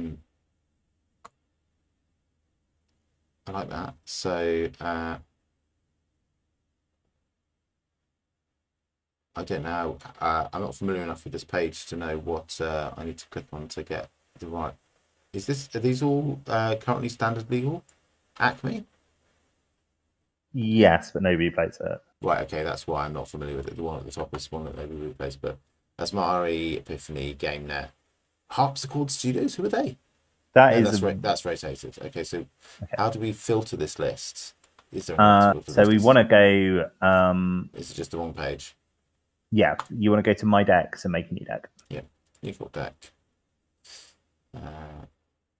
Standards. Okay, cool. And then we go down. So we've got in NBM we've got Acme, previously discussed. Asmari EdTech, Epiphany. Yep. GameNet isn't legal, is it? Yeah, it's the. It's legal. It's just but all the cards to make it good are not legal. That's what I was. Nerothub, Provdavost, Spark Agency. No, hang on. That is not a legal card, right? System Core 2019.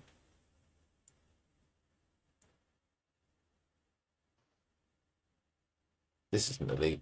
I clicked the right thing. I think we should just ignore Spark Agency, frankly. Yeah, let's ignore Spark Agency. It's not very good anyway. Yeah. Okay, good. It's annoying. It's really annoying for the runner, but it's not very good. Okay. So I think our options are Asmari, Epiphany, GameNet, NEH, and Provdavost. Yeah. Do any of these particularly tickle your fancy? There's issues with all of them. It's more that like several of them are give me sort of irritating itch, and I'm not into them. That's absolutely fine. That's entirely reasonable. So I'm not very keen to play Asmari. Okay. I feel that NEH is a good deck that I have played, a good idea that I have played before, and it might be interesting to pick something else. What about Provdavost? It's lost one of its very good cards. What was that? NGO front. Yeah. Cool.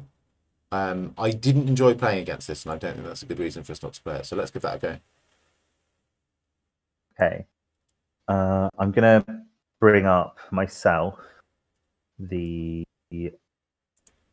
list of now illegal cards. Yeah, I have that in a separate tab, so we can also over to it. But it's probably good for you to have it. Cool. Next to you. So what should we start with? Should we start with a agenda suite or or other key cards. I think we need to think about what we want our deck to do. How is our deck going to win? Mm-hmm. And I have a pitch for how our deck wins. Please, let's hear it. So our deck wins by scoring out a massive Project Beal, which I think the deck list of the week also does, but I've not really looked at the deck list of the week. Yes, that both of those things are true. I'm glad. I was about to say when I was talking about Pod Frost that my minimal amount of thinking about Netrunner decks has been interested in silly stuff with advancement counters, and I think yeah, Super Beals sounds great. I'll pop through those in there. Cool. So how do we enable the Super Beal? The runner has to be afraid of running it. Is part of it. So I'm wondering if a traps deck and we make our Super Beal sit on the table naked. Mm-hmm. We only we try and get the runner to a board state where they're afraid to run something that has like 6 advancement tokens on it. Mm-hmm. And we just keep advancing it. Cool. Let's look at obviously. Go on. I was going to say, obviously, that dies to what's it die to? It dies to light fire. But okay, fine. Our deck loses to light the fire. Maybe plays light the fire, so it's not that big a problem. So let's have a look quickly at our asset options. Is there anything in HB we might want to look at? Possibly. Okay, let's look at that. We're gonna want money, right? Oh, I'm just thinking for traps. Sorry, our traps option. Traps options. Well, we probably want to start with a thing that really scares runners from running stuff is when they've hit a 3 blow. So yep. Whether we can afford influence. Let's put 3 of them in, and then we might have to take them out for influence later. Yeah, sounds good. I don't feel there are other advanceable traps in HB that fit the bill. But tell me if you know of any. Cool. Are there any in Jinteki that we might consider? Yeah. Urtica Cypher is the obvious one in Jinteki. Yeah. Tuck in 3 of those. Yeah. And then probably nothing else, right? We're not actually trying to kill them. We're just making them think that we're trying to kill them. Mm-hmm. The question is what the rest of our agenda suite looks like. I think that's going to be one of the most interesting questions because we've lost Bologna. So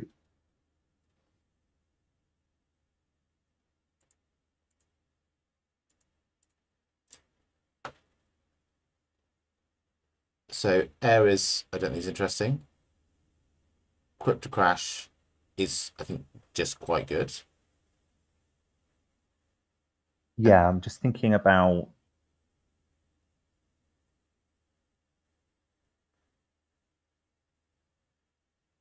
we either play 7 more agendas or is it 6 and 2 of them are 3-pointers? I'm not very good at maths. Me neither. So we've got 6 agenda points and we need to have 14.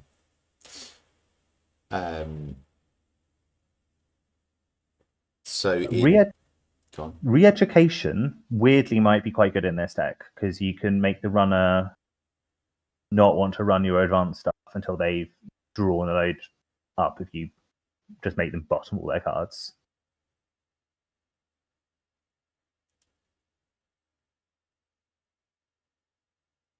And we're also I feel a little bit like we're trying to break the sunset formula of 3-pointers are no good anymore. Well, what if we if you do this with these 3-pointers? Remastered edition is probably a good include. That is a good include, yeah. Put those in there. And re-education? Yeah, that actually gets T21. That gets us 21 with 9 agendas. do we want to consider making one of those remastered? Actually, we could take out a re-education and make one of them tomorrow's headline. Yeah, I'm happy with that. Yeah, that re-education is the least synergistic with the ones we've got already. Yeah. We probably don't want to score it if we can avoid it. What does degree mill do again? Shuffle to install cards into the deck. I've never seen that in a healthy deck, ever.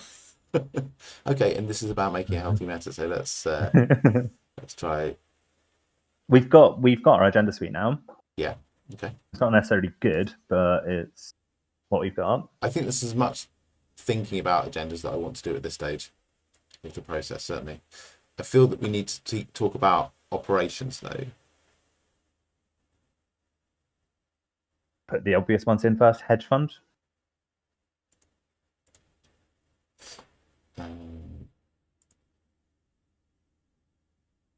Yep.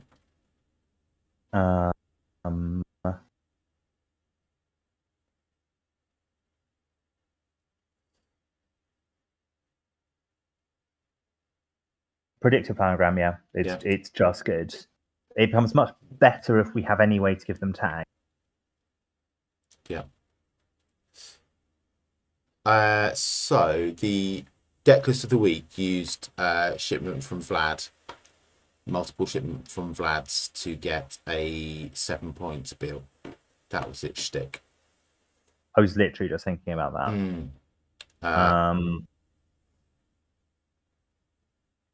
Oh yeah, going to end up just accidentally backwards engineering the deck list of the week. No, I think ours is not entirely because it's a standard. Different. It's a standard deck list.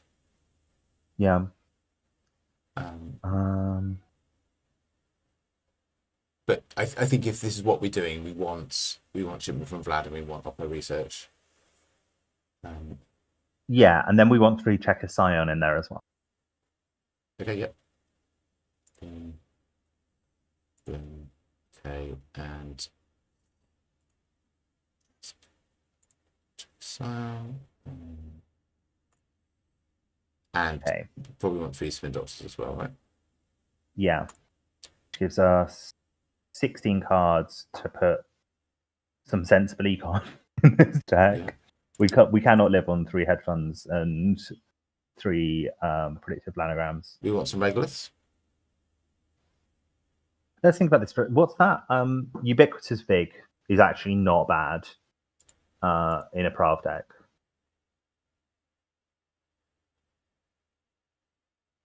Like the runner will eventually come and trash it, but that's when we Oppo research them, right? Yeah. How many ubiquitous Vigs do we want in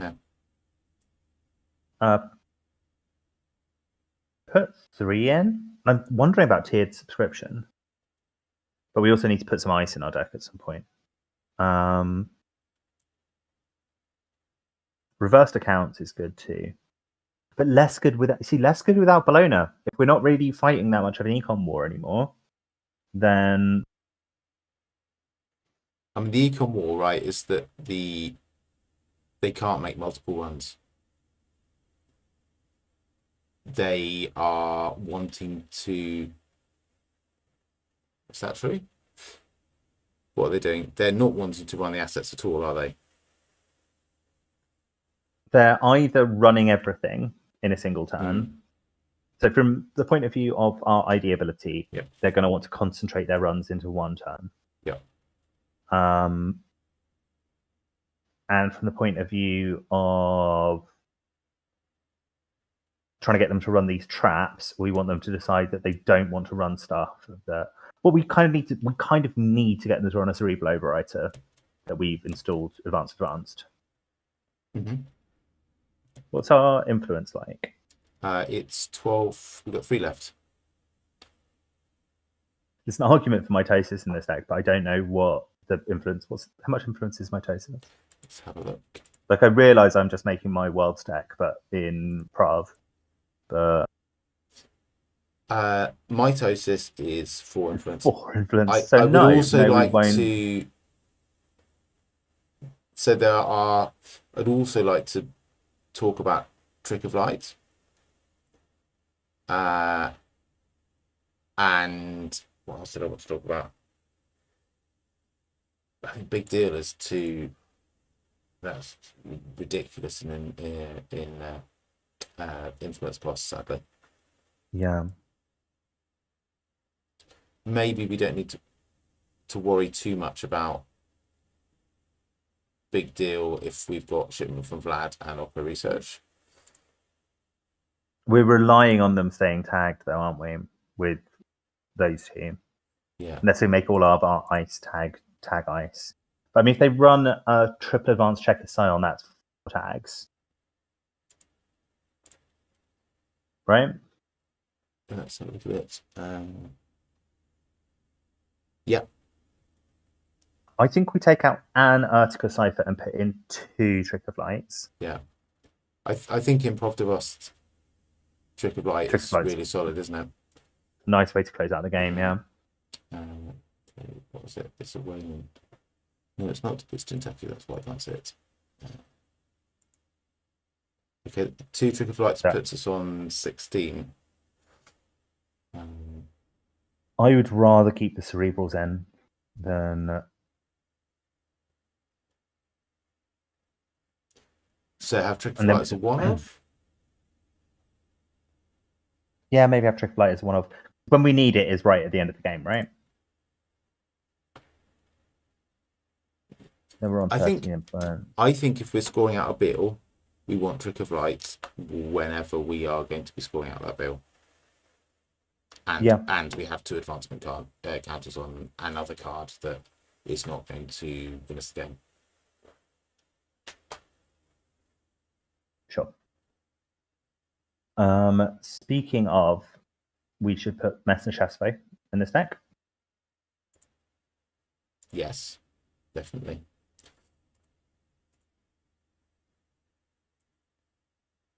Three of, I would say.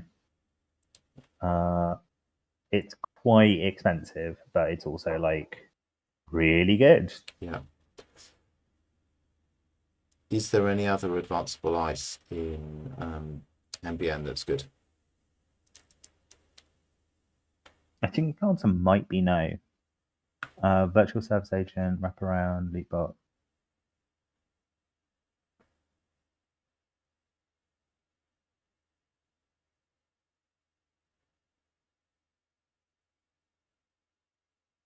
I'm just going to put some Funhouse in. We can take them out later. Yeah, maybe some Ping. Mm-hmm. Like that could we want.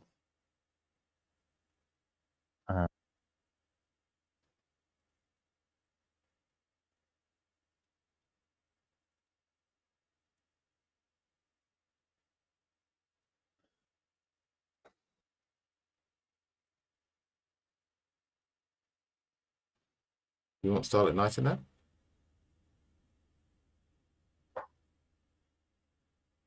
Maybe. I think I'd prefer to have Virtual Service Agent. I think we've got a lot of expensive ice and not a huge number of ways of making money. We've got no sentries, but I think that's okay. Yeah, you're happy with that? Yeah, I think they don't know that we've got no sentries, so it's fine. I would like to make a case for Salient. 2 to res, cool. And you put advancement counters on cards. Yeah, I would take. Yeah, I think you're right. I take out a Virtual Service Agent for it, I think. One of Thessalia. And then we've got 1 card slot left, which isn't ideal. 3, 11, 12. Well, Vice is okay.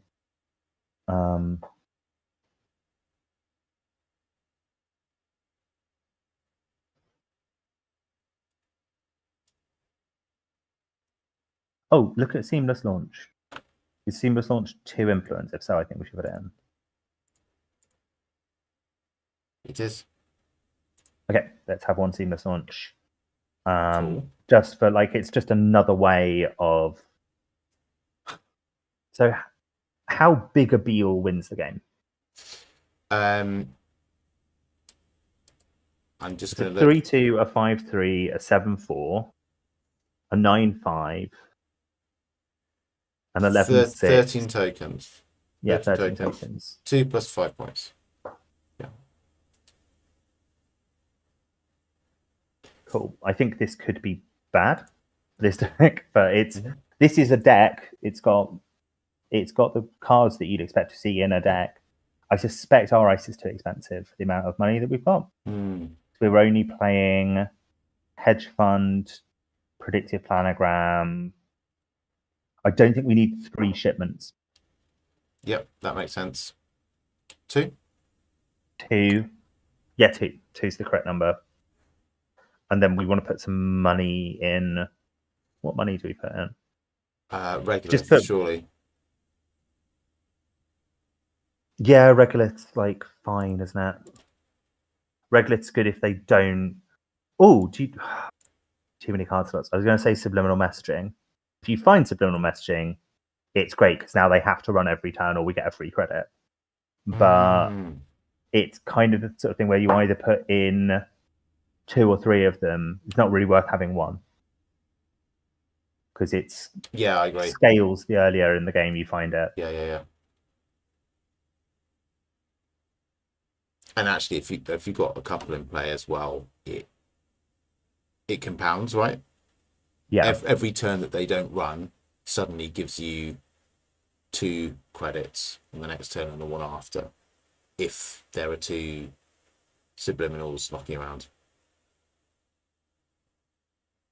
I think we try and knock out 2 bits of ice and put in 2 subliminal because we're not actually trying to build. I think we lose both of those virtual service agents actually. Okay. Or 1 fun house, 1 virtual. Sure. Yeah. And then 2 subliminal. Yeah.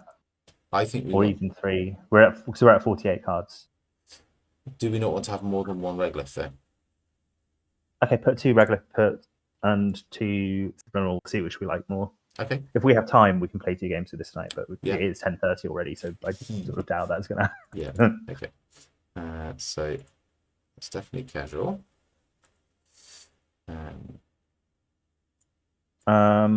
It is casual, I guess, but like I think that makes it not enforce the same ban list. It says startup / casual. It doesn't matter. I'm not sure. I mean, I think this just means it doesn't tell you it's illegal if you tick it. Yeah. I love how the card suggestions are going.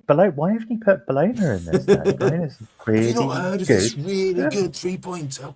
Let me tell you about a great NBN card I think you should try. It's called Bologna, and you're going to love it. Should we give it a whirl like this? Yeah. Cool. I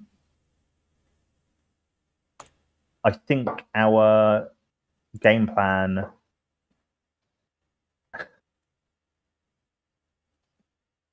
I think it relies on a lot of things lining up in the right order, and so therefore it might well not work. But if it does work, it'll be fun, and if it doesn't work, it will also be funny. So that's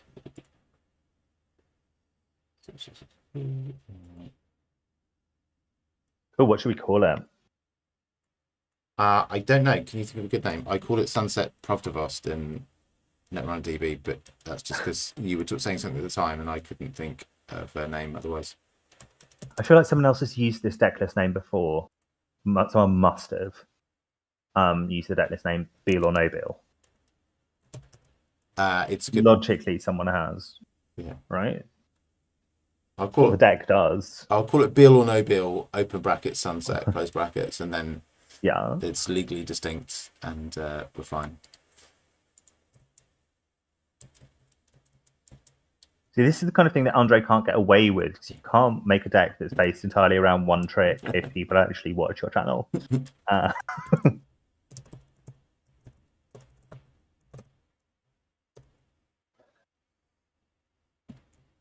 I think I've seen him do like ridiculous one-trick decks before. Yeah, and then people queue in with the exact answer deck, and you're a bit like, right, yeah. And I don't know why people do it. It's not it's It's not not big. fun for the It's not viewer. clever. It's not big. It's not clever. What do we want? Team template in that format. Is there any way that I can go and make a cup of tea without you being stranded with very boring content? I think you should go and make a cup of tea. I think I should make a cup of tea because my brain is fading too fast to play a good game of Netrunner. And I'm at the controls in case our viewers aren't aware of it tonight. And every night we discovered that my laptop just isn't up to doing this, so you control the narrative. Are we on 48 cards that day? No, it says 49.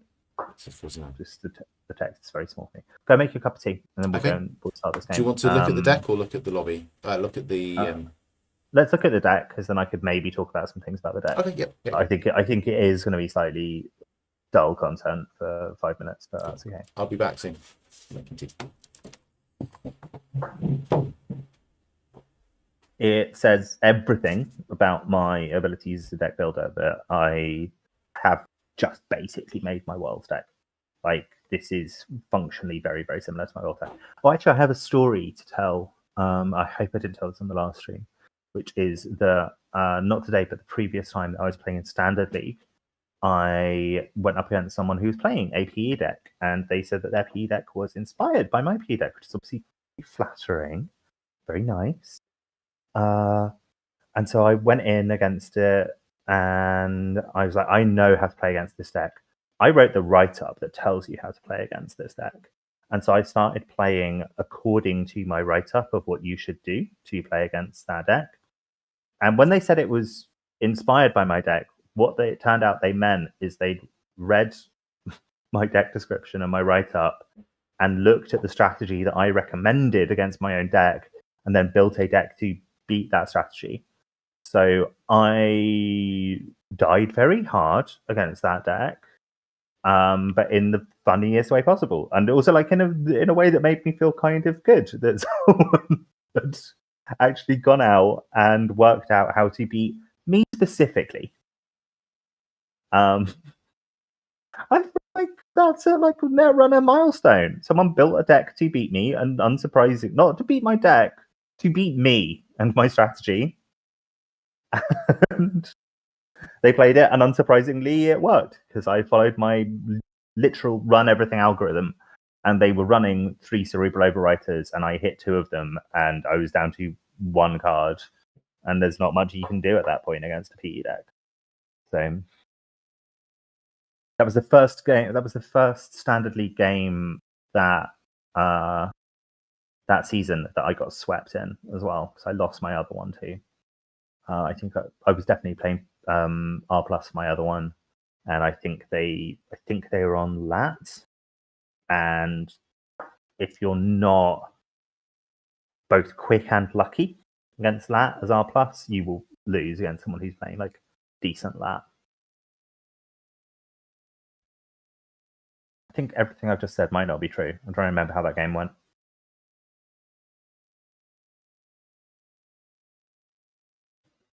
It's not true, because I remember that was a game where I tried to bluff them out and get them tagged so that I could win the next turn. And it was like, they've got to, I'm on game point. If I put something random in a remote, they've got to run it, because, you know, what if it's an agenda? They'll lose the game. And they just didn't run it. And they said they didn't run it because they didn't want to get Amani tonight. And it's like, but you'd have lost if you'd not run my Rashida in this remote, or Spin Doctor, or whatever it was. That was a little bit frustrating. But that's fundamentally, so one of the fundamental experiences of Netrunner is that you will sometimes set up what you think is a perfect bluff, and then your opponent will not take it for reasons that do not make sense to you. I think it's one of the most frustrating experiences you can have in Netrunner. Have I managed to fill all of the air? Yes, I did. I just gabbled about my Standard League experience during the break. Oh, awesome. Any edited highlights you want to share? The TLDR is that I played against someone who had built a deck, not merely to beat my deck, but to beat me specifically. Really? Yeah, they read my PE right up and built a deck that was like, oh, if you follow Jessica's strategy, this deck will beat that strategy. Mm. So I lost very hard to it because I did just follow my strategy. I was like, I know the strategy, it's going to be good. And yeah, they defeated me quite handily with a similar PE deck. That's funny. It felt like Karma for Worlds, definitely. You didn't feel like you're the top dog of the league, who the up and comers all. You didn't feel like Andre when people check off the stream to like build the deck to ruin you just for bragging rights or something. I mean, it definitely fed my ego that someone had taken the time to both read my deck list and like bring a deck to the competition they knew was with me to beat me specifically. Like, it felt a bit bad that I hadn't twigged quite early on that's what they might be doing. I felt like if I'd worked that out and then won the game anyway, that would have felt amazing. But you can only ask for so much in life.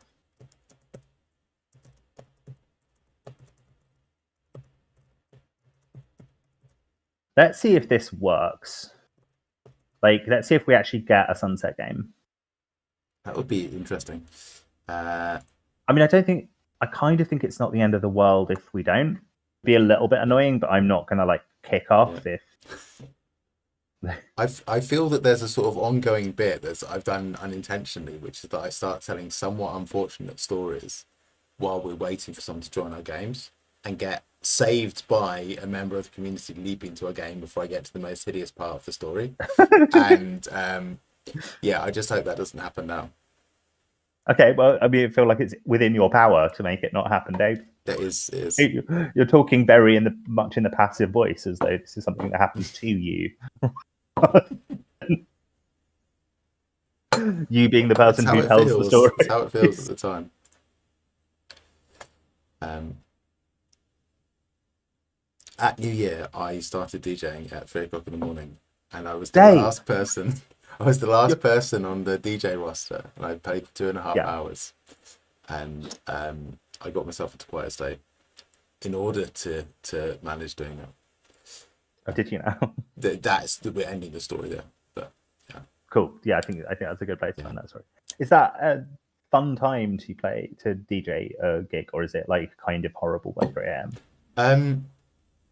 If you pace yourself right, it's okay, and if the crowd's still going, which they certainly were at this time, it can be quite a good time.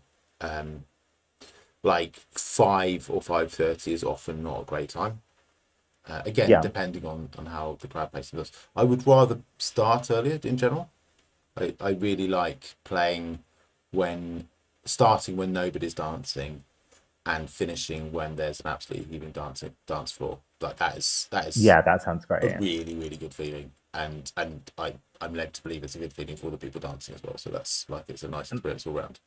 I would imagine starting at 3 a.m. is slightly the opposite experience of people might be shutting off the dance floor by 5:30. Like regardless of how good you are, like some people will have gotten knackered by then. Definitely. And it was certainly by the time I finished there was a hardcore, but I had cultivated and maintained that hardcore, which was a good feeling. But that is good.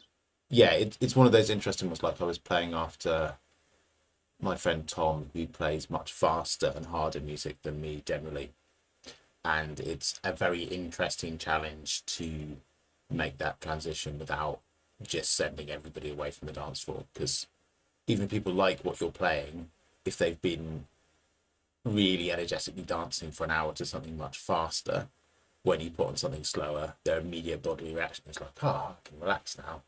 Maybe I'll go and sit down or have a drink or get a drink or get whatever. Yeah.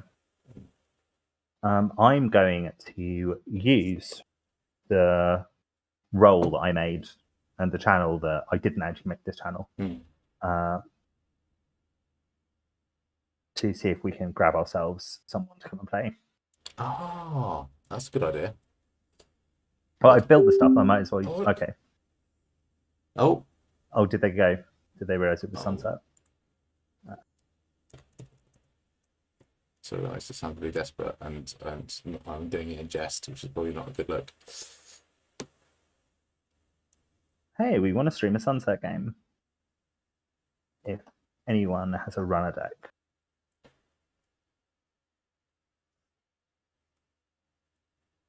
if I'd been really smart, I would have like done this like an hour ago. Been like, we're going to be doing it. Oh, it's Dunch. Hey. And not only is it Is this a person you know? yeah, it's someone who's commented on a number of our streams in the past. Yay! I wonder if they're commenting now. I would We just go find and it check. difficult to look at that. Hey, they Yes. have. Hey, Dunch, how's it going? Hey, Dunch. Right, let's. Stream is closed. What? Oh boy. Are we not? No, that means that they are not watching the stream, which is good. Okay, cool. What do we want to do here? Can't think of a good first play with this. No ice. I like that we've got subliminal. Yeah. I think we'd go predictive, subliminal, predictive to get 3 cards. Yeah. Subliminal, and then play out those other 2 assets unless we've got something better. We probably want to ice HQ against Ken, but I think predictive getting us 3 more cards is good enough. Yeah. Okay, we'll keep it.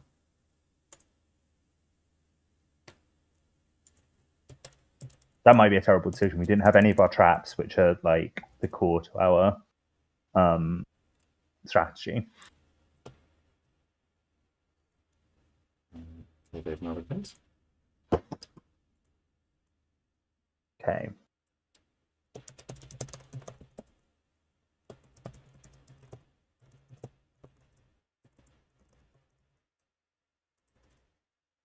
Okay. What I would do in this situation is click the start turn button. I'm trying to be nice. Oh, great. We've got ice. Yeah, fantastic. Subliminal first? So predictive first. See.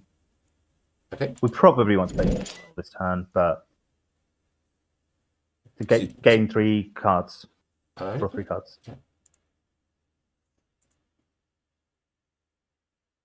Okay, we've got Checkists, Oppo, an embarrassment of riches.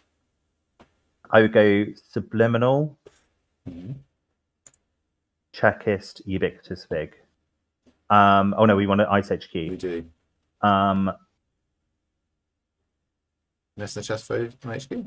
Has to be, right? That's chest on HQ. I mean, it's our only option. Yeah. And then I think we put a ubiquitous fig in the remote. Okay. Sure. So this is a really interesting matchup because Ken wants to run a lot. Ken wants to run once per turn.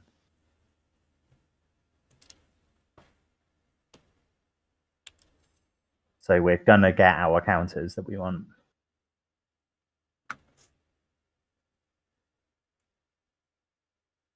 I'm just going to pop into OBS and see where I can put our faces. No, definitely not that. This is for amplification. That's what I want to do. There, specifies for us. And I might just shrink. Okay. Right. Okay. They're running R&D, which I think they're correct to do. Yeah. Pump up the ubiquitous fig, I think. Yeah. They're drawing, they're installing. Yeah.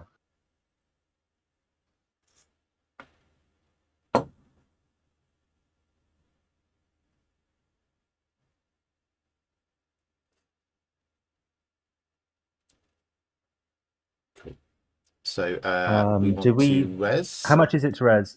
Let's res. Yeah. Yeah, we're kind of happy if they come and trash it because then they have to come and trash it, right? Yes. Because it's going to be too much money long term otherwise. I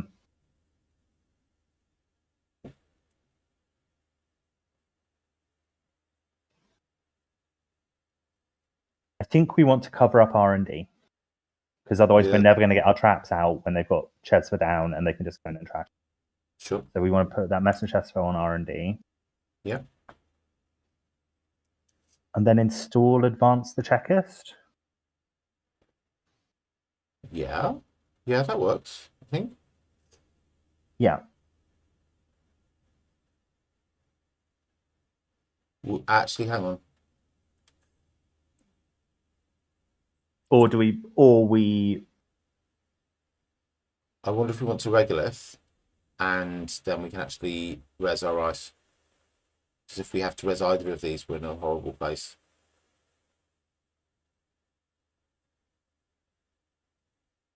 I think we have to accept that there's a turn where we can't res anything and we don't res anything.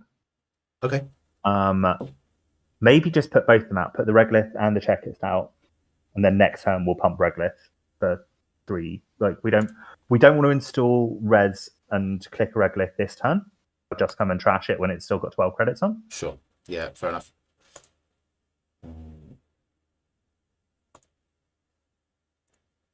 Okay.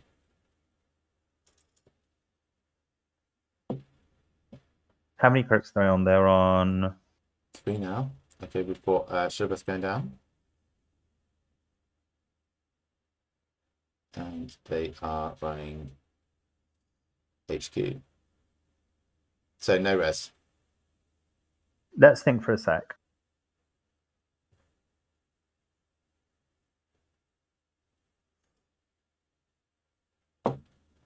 If we res it, we go down to 1 credit, right? That's correct. How many? I can't quite see how many credits they've got. They've got 2. They've got 2 and 1 click. So I think they can't trash any of our cards, and we can put another. If we res the master chest ray, they can't. Yeah. So I'll get 1 fewer credit. So let's do it. And we'll then get. Oh shit! They're playing Bravado, aren't they? I didn't see they've got Shibboleth installed already. Ah, dang! Which is okay. That was crucial. Oh, but I don't think they get the Bravado credits until.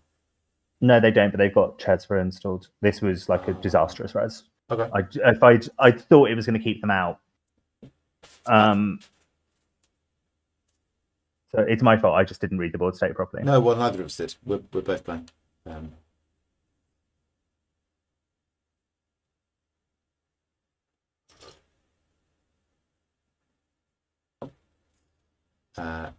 Okay.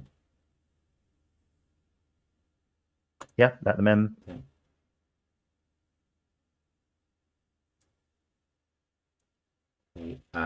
Okay, so they didn't get the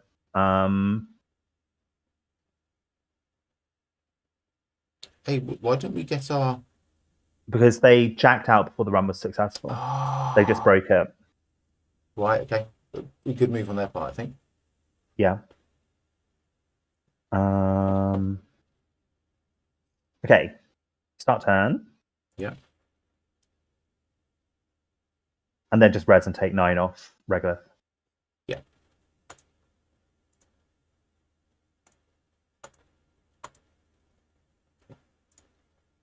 They could defus. They could defus relatively easily. But they actually have to do a successful run for that.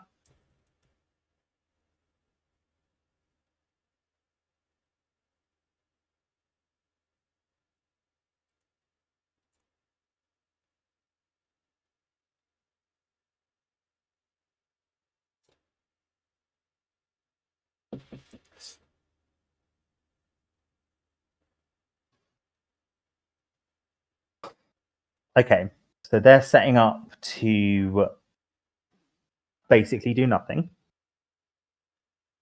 And that's okay, because we're going to find... We need to draw, I think. And we probably want to put Remastered out this turn. There we go, we get that Subliminal back. Okay.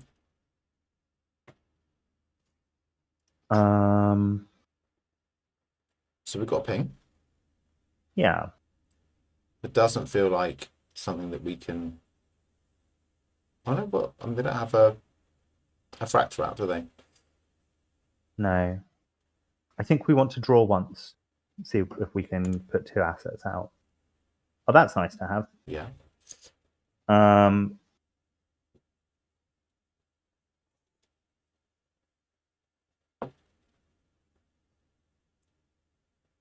think we put remastered out naked. Yeah. Yeah. I was just wondering if we want to. No. I wondered if there's some way to bait the checkers by playing Seamless Launch, but actually I don't think that's a good play at all. So the remastered out naked. Yeah. Then play Subliminal, because we should remember it exists. Yeah. And then advance the checklist. Advance the checklist once. Okay.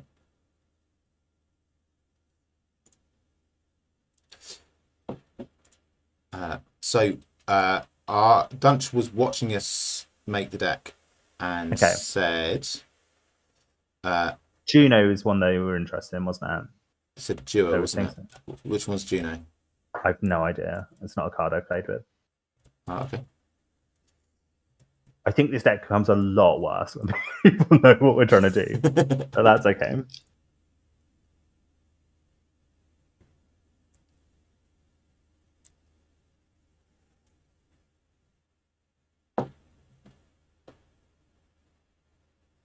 Yeah, and they're what they're doing is just never running, which is gonna like basically make our strategy impossible.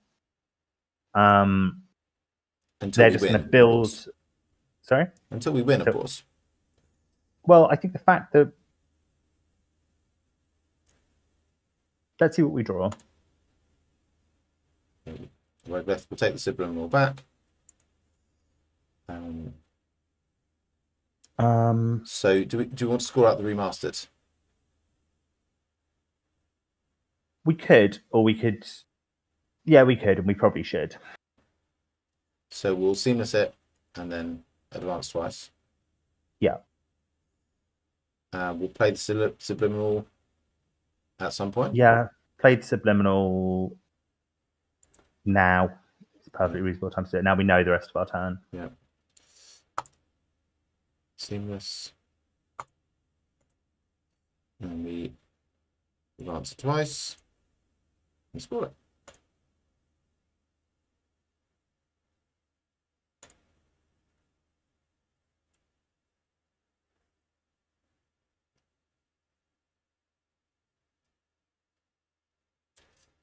So we've got Swift down.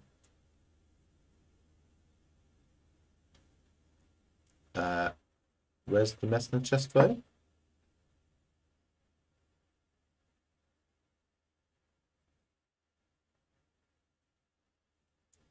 Yeah. You lose 5 and go down to 4. They've still got 3 clicks, haven't they? Which is enough to go and wipe our board. But we've got ways of fixing that. Yeah, res it. Yeah.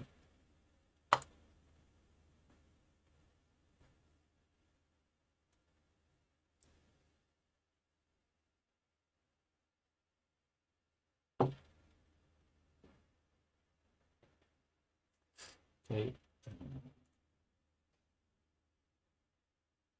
We really need to start getting these advancement tokens on the Messner chest foes. Yeah. For the action. Which of the Messner chest foes should we advance? I think it should be one of them. Rather than R&D, I think. R&D, yeah.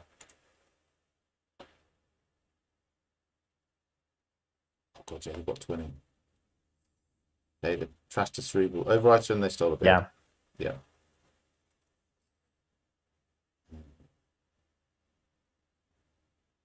That was a very good run for them. Yeah. Like I say, I think this deck becomes pretty shoddy. The person knows exactly what you're doing. Yeah, yeah. And they drew 3 cards. Are they looking for a third breaker? They're looking for money, I think. They're looking for Miss Bones. Possibly. Okay, there's another cerebral overrider. Hang on, so what did they see? How many did they trash? They trashed 2 of them. The 3. Yeah. So, all right.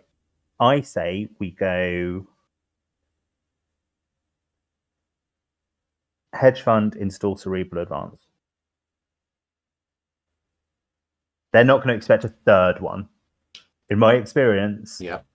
having played against deck, they're not going to expect us to have the third one in hand. Mm-hmm.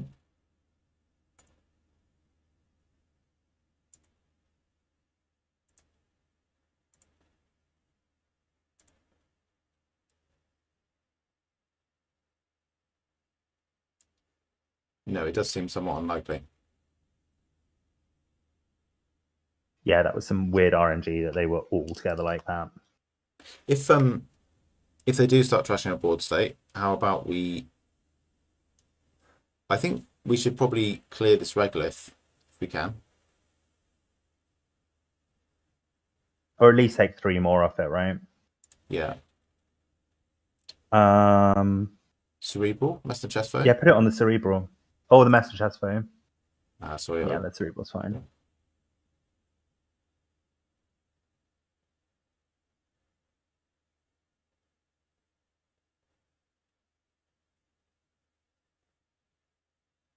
Here goes Carmen.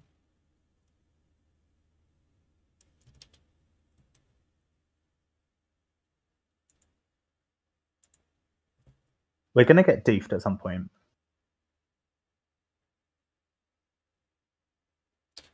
We should advance the HQ Master chest phone. Yeah, to make it less tempting.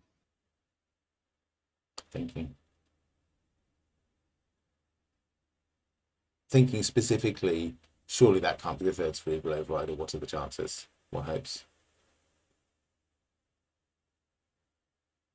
We've also got to be in a position where if they were to doof us, we could still fire a Cerebral, because otherwise we can do it at the moment because we're on 8, but you need 3 credits to fire Cerebral. Oh, Jessica, they know. Look at this. 0 to trash Cerebral Overrider, unseen card. 0 to trash Cerebral Overrider, unseen card. Oh no, that unseen card. So first one's Cerebral Overrider, second one's Cerebral Overrider, third one's Beetle. They just saw 3 cards, they didn't see this one. I'm talking nonsense. And I can't read a JNet log. Start our turn. There's a hedge fund. I think we want to draw once. What else are we going to do? Depending on what we draw, the rest of our turn we go hit Regolith, advance that Cerebral Overwriter again. Okay.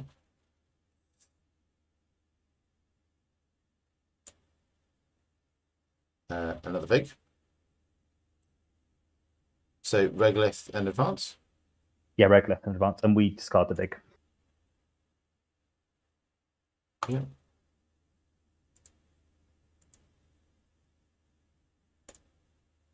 Yeah, it's not going to do anything for us this time, but...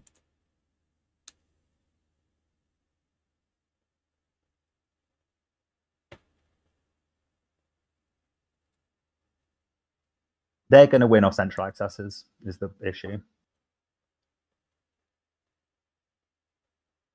They're just going to build up 1 token on twinning every turn, and then they just do 1 run on R&D.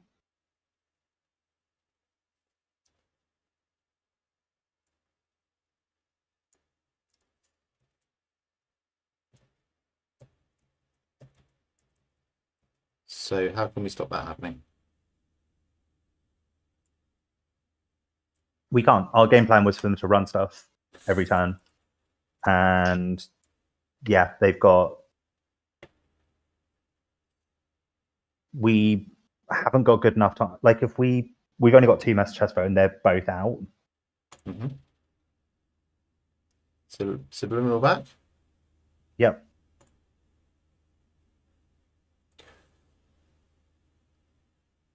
I think we want to draw every turn if we can. Okay. They're never going to run a remote. So if we can find an agenda and start advancing it, we can actually do our big Beal plan. Like, we've actually got half of our plan going on already. We just need to find a Beal. Okay, yeah, so draw. There's an Oppo. So we've got 2 clicks and a lot of cards. I'd like to play the hedge fund. Hedge fund, subliminal, advanced, cerebral. Okay. You have to commit to that. Okay. Oppo research is borderline useless now. They've got enough money. They've got a no free lunch. I'd like to suggest that we advance the Messner Chesterfield 1 HQ. Why? Because if we have that counter, then their HQ runs start to become expensive as opposed to perfunctory. They are going to cost them 5. They've got 15, and they've got plenty of other econ in their deck.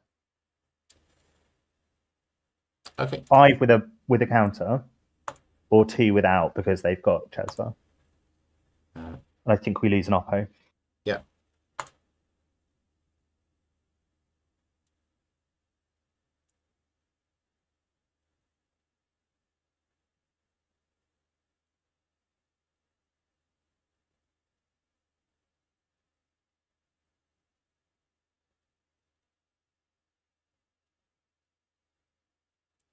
Yeah, if we had known we were going to be playing against somebody who knew the deck we were building, it would have been good to have a clearinghouse. Wow, Yeah. Kushik.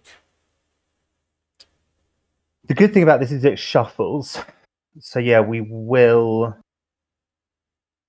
use the counter. Yeah. Oh yeah.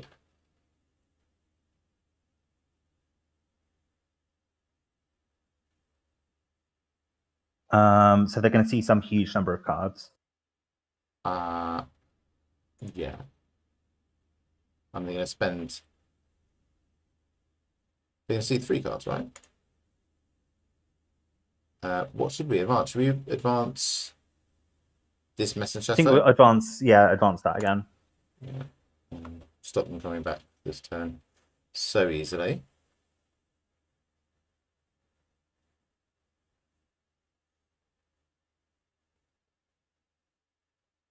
The Okay, so game they've was got another there bill. if they'd not done a Kushik run. The game was there. Yeah, yeah. Yeah. Yeah.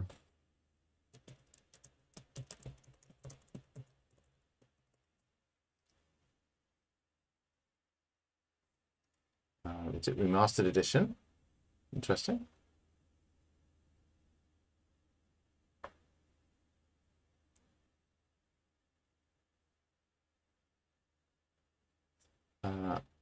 I think knowing our game plan, I would have gone for the bill because this deck's rubbish if they steal all of the bills.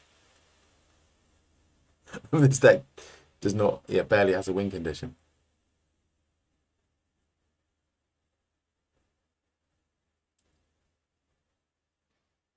I mean, all they need to do here is keep hammering R&D.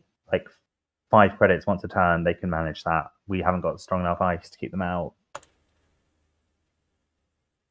Like if that was the Beal, I think we'd kind of be in a winning position here. Oh yeah, let's do that. Let's put that second Mess Chesterfield on R&D. Yeah. Advance it. Hit the last regolith. We'll do something else. Install it. Do we want to oppo them? Advance it and oppo them. Yeah. Yeah. They can get rid of oppo.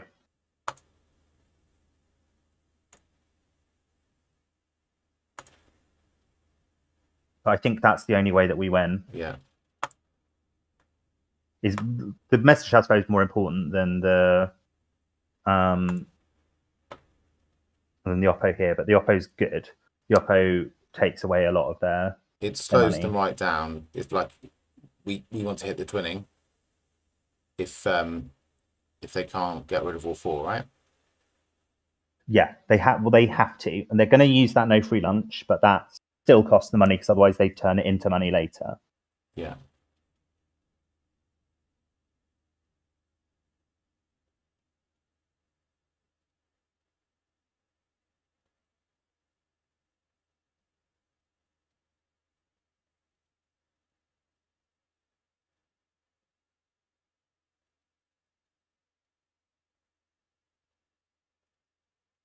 To be fair, they can still play an event this turn because they get the free click off Swift.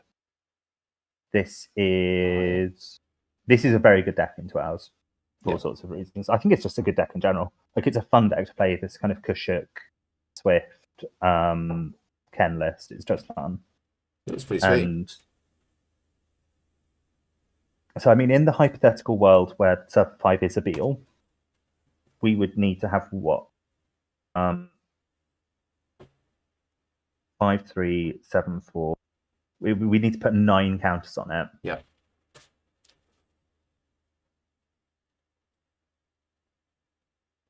So in that hypothetical world, we are like 1 turn away from them running something else and it having 5 counters on, and then we can Trick of Light, advance, Trick of Light, and turn it into a 9-4, 9-5. Mm-hmm. Dungeon saying 18 credits for R&D. That is really nasty. It's Shibboleth come back to haunt everybody, right? Yeah. We'll buy advance. Yeah, let's advance Server 5. It might give them some pause. So we don't need to advance any of these other things, do we? No, we don't. The HQ Mr. Chesfo would be the only thing that might be useful. But you can't use more than 1 token at a time with that. But the HQ one doesn't have. Oh, the HQ one, sure. Yeah, that the right play? Cool. Yeah, to stop them from getting any cheap and useful runs.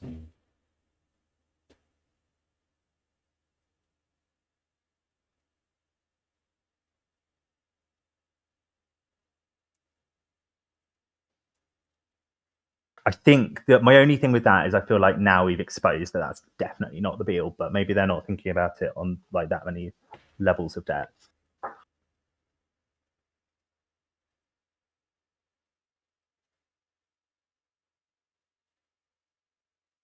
I think they just know that it's not. But, I mean, what?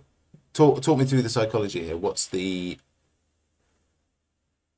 additional bluff of continuing of having it there and just continuing to advance it? 1 more advancement means that it's effectively game point if it's the Beal, right? I believe you if you say so. Because if it's on 5, we go advance, something that double advances it, like Trick of Light. But then again, they don't know we've got Trick of Light in hand.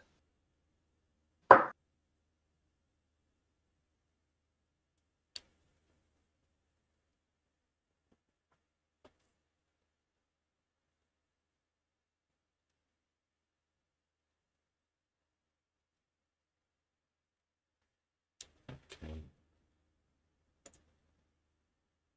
Tomorrow's headline. Interesting.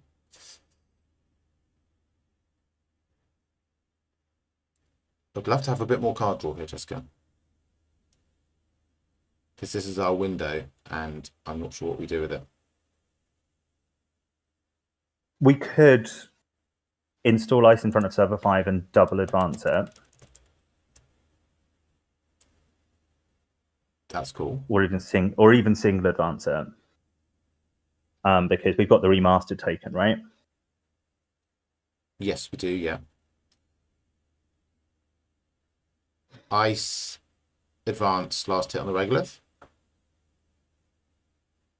Do we need the money right now? We probably do. I think. Yeah. Yeah. We if they go for R&D, we want to res the Messenger chest foot, and that takes us down to 4 on our current state, right? Yeah. Cool. So ping on server 5. Yep.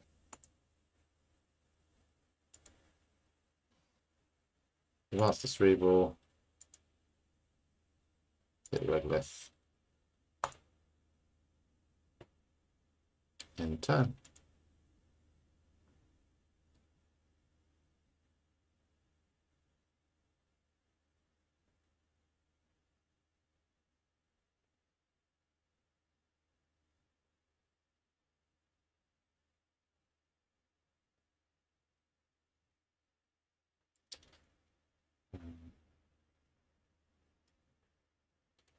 R&D mark. It's Infobound is the only mark card we've seen so far, isn't it? Yeah. I'm reasonably confident they're not getting in there. Oh, they don't know that we've not got Clearinghouse. Ah, that's good. Tell them it's a snare. That's what I always do. Okay, yeah.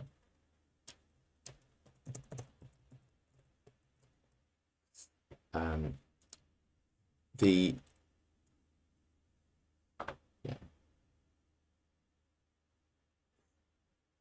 I was going to use the perennial arrestee support advice and say no comment to every question.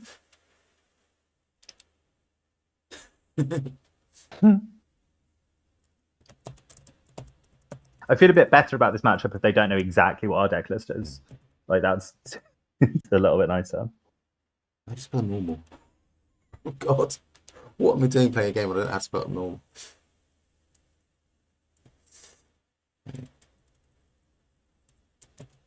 We res it and fire it, right? Mm-hmm. Or do we? I mean, it's only going to cost them 3. A 4, I guess, technically. I think we do it. Yeah. Yeah, because we don't want to let them into this server.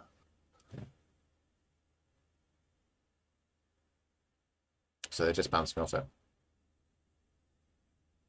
Yeah, maybe we shouldn't have used the token actually, because I think that it was going to cost them so much to break it anyway that it was going to like bankrupt them even if we hadn't used the token. Oh well.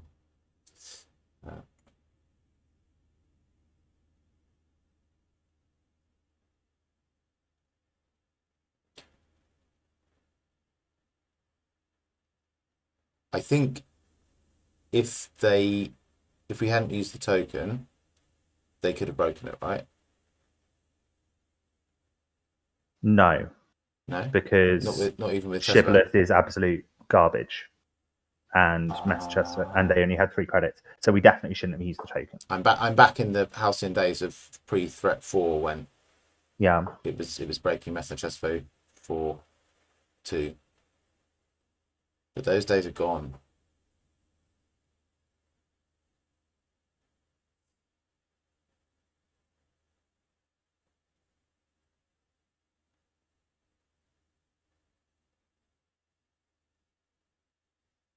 I see. The problem is, I think they're only worrying about Clearinghouse. They've not realised that if it's a Beal, they lose the game.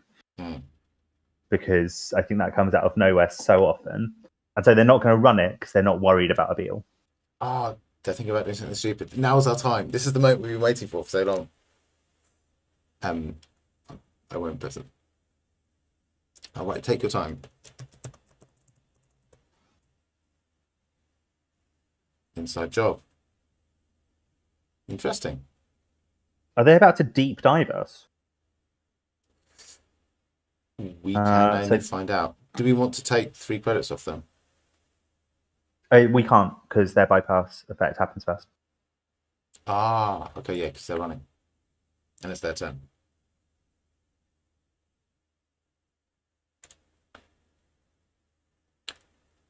What do we Put it on R&D. Yeah. Good job.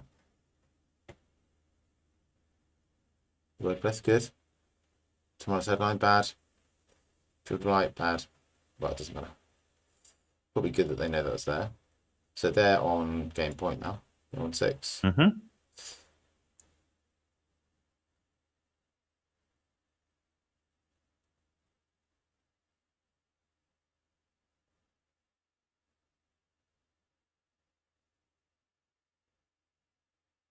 Why did they think that was a stupid move? It seemed like quite a good one to me.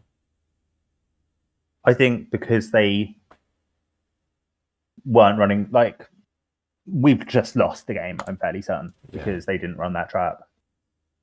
I'm going to say draw here.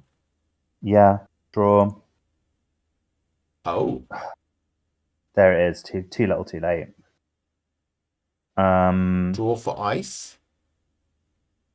No ice keeps them out. is the thing. I think that we take.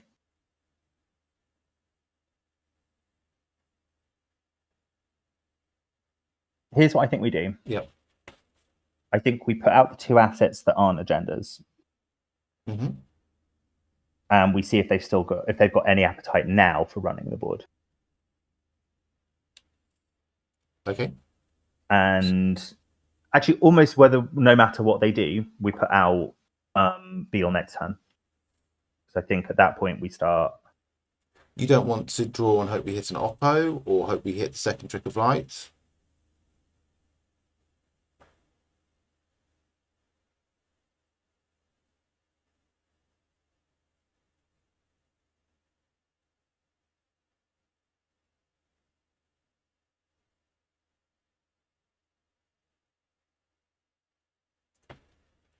Do you know what? I think we're in a real fucking bad position now, because now actually, it's really hard for them to deef us because it's so expensive to get through a Master Chest Bow. Mm-hmm.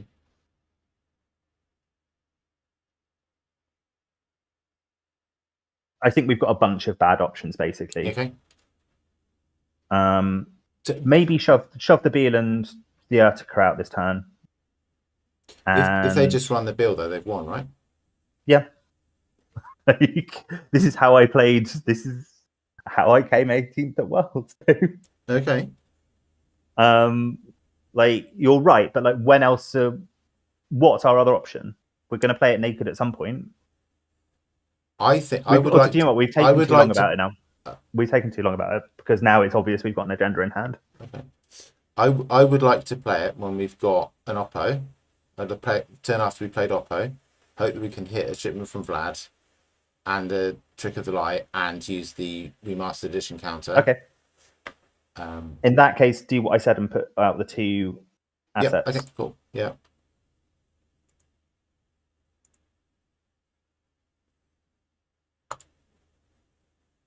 Cool.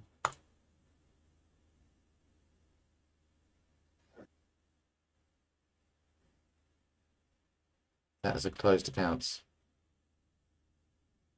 They mean reversed accounts. Okay. But which we didn't put in this deck, and actually would have been pretty good. Yes, it would have. Yeah. But we were putting in stuff that discourages them from running. And to be fair, they are currently discouraged from running.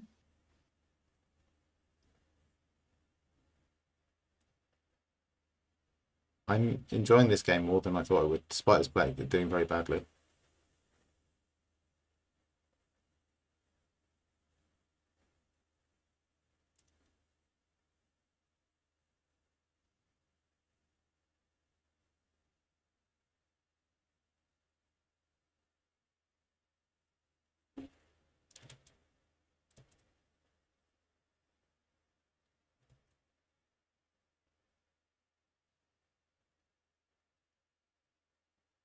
Yeah, you see, they're not even making the run with Carpe Diem.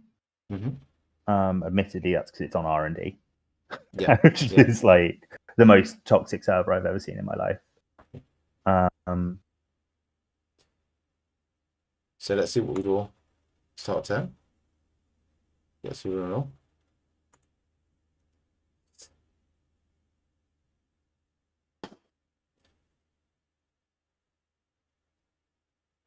I would be tempted to subliminal and draw 3 times and hope that we get a card that gives us a play to make.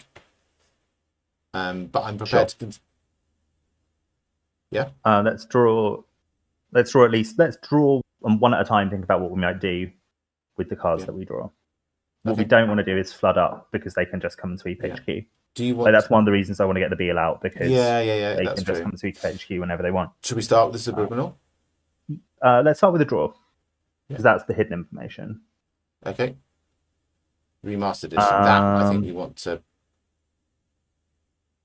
If we can score that out, that would be really great. I think we have to take risks, and I think maybe we subliminal, put out the checklist, put out the remastered. We know they don't run stuff now. Yeah. Okay. So subliminal checklist remastered. Cool. And Remastered then first? if we can score that, yeah, remastered first.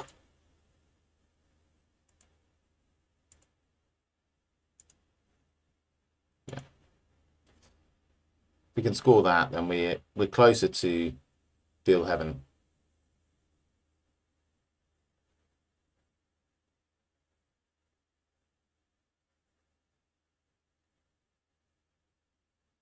They're probably not going to give us a like. They could win this turn in a number of ways. If they run HQ, they win. Advance the remastered when this goes on. Not the checklist. When they just go for it. Well, they haven't with any other. If that's the first time this happens this game, then okay, that's really bad luck for us. But they haven't done it any other time this game. Okay, sure.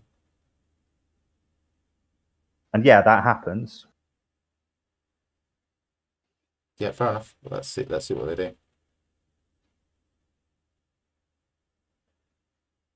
Okay, this one's in the game. Cool. Yeah, with no Bologna, this one's in the game. Well, we'll throw everything we've got at them and see what happens. Yeah.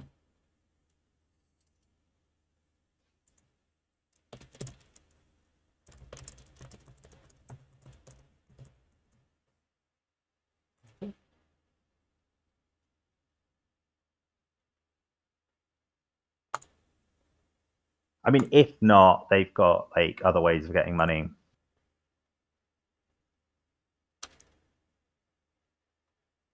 I mean, so there's 1, 2, 3, 4, 5. So there's only three. There's 3 agendas in 20 there. Yeah, but they're going to see so many cards, Dave. Like it's going to be wild how many cards they're going to see. They're going to see 6 and access 1 of them, and then shuffle and see 3. Is that right? Yeah. Oh, what's happening here? I think they didn't realise they were in a position where we could advance a Beal 3 times and remastered it and just win the game from there. Otherwise, I think they might have run that remote. But they have not seen an agenda in the Q-ship. Oh no, re-education. They have. Yeah. GG, well played.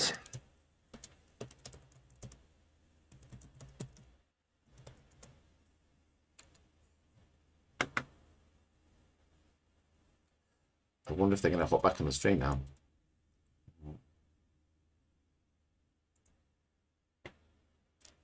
Yeah.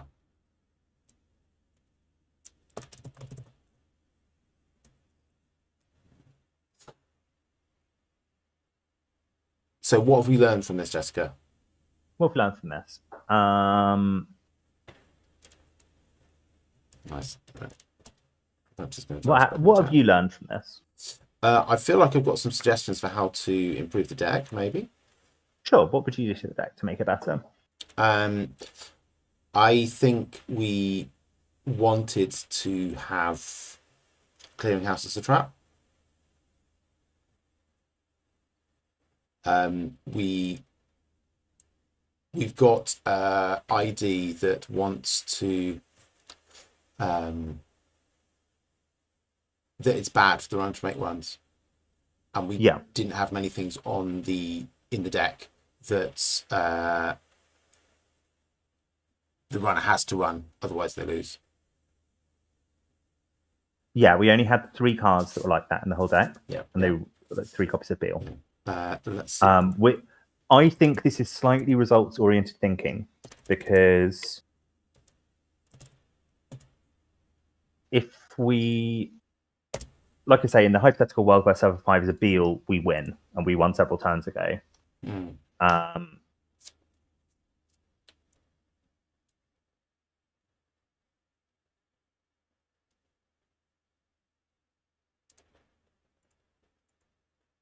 I think we're worse off if they run everything. I think we can't win if they run everything. If they run everything like early enough, then we can't win. Mm-hmm.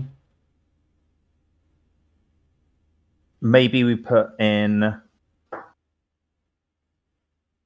maybe a clearinghouse in place of the Urticas might work. Yeah. And then we could have created a second win condition with remaster tokens and stuff.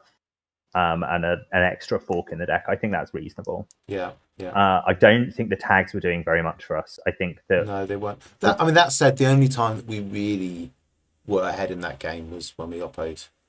Yeah, 100%. That there was a little window there and we weren't able to capitalise on it, but there was a bit of one. Dunch, the one card that hasn't turned face up was a remastered edition on server 8. And yeah, I think your play was a perfect counter to what we're doing. I think this deck could do with Daily Business Show. Yeah. To find our big problem was that we didn't find, and this is a problem in many games, we didn't find the cards that we wanted when we wanted them. Yeah. There were times when we really wanted agendas, we just couldn't find them. Yeah. And they were doing thing that is perfect to do against this deck, which is just sit back, build up twin encounters, and make big runs that pay off big on centrals. And if we're not racing to the finish line while they're doing that, we're going to lose. And we had no way of racing to the finish line because we didn't have agendas in hand. Yeah. And all we could do was advance a Cerebral and hope they went for it. Yeah. And they...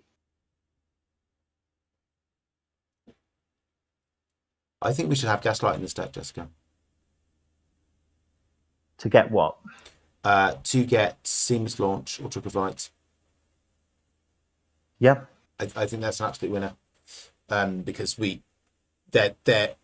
that moment when we can jump on an opportunity and pile a whole load of counters on a bill is probably the skateboard trick we want, isn't it? And having Gaslights on the table enables that. Dutch, were you ever tempted to run the Cerebral Overrider? That's what I want to know.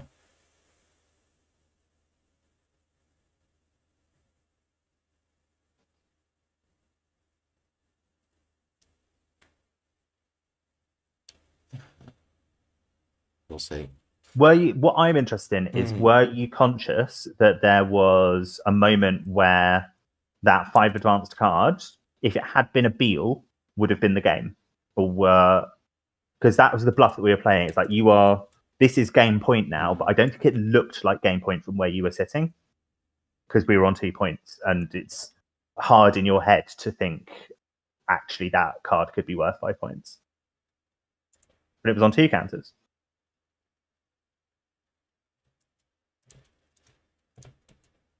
Oh, that's when you were thinking about running it. Cool. Yeah, that makes sense. And then when it got beyond that, you thought, this is ridiculous. They would have just got it out. Yeah, it's hard. I think it's hard to play it convincingly.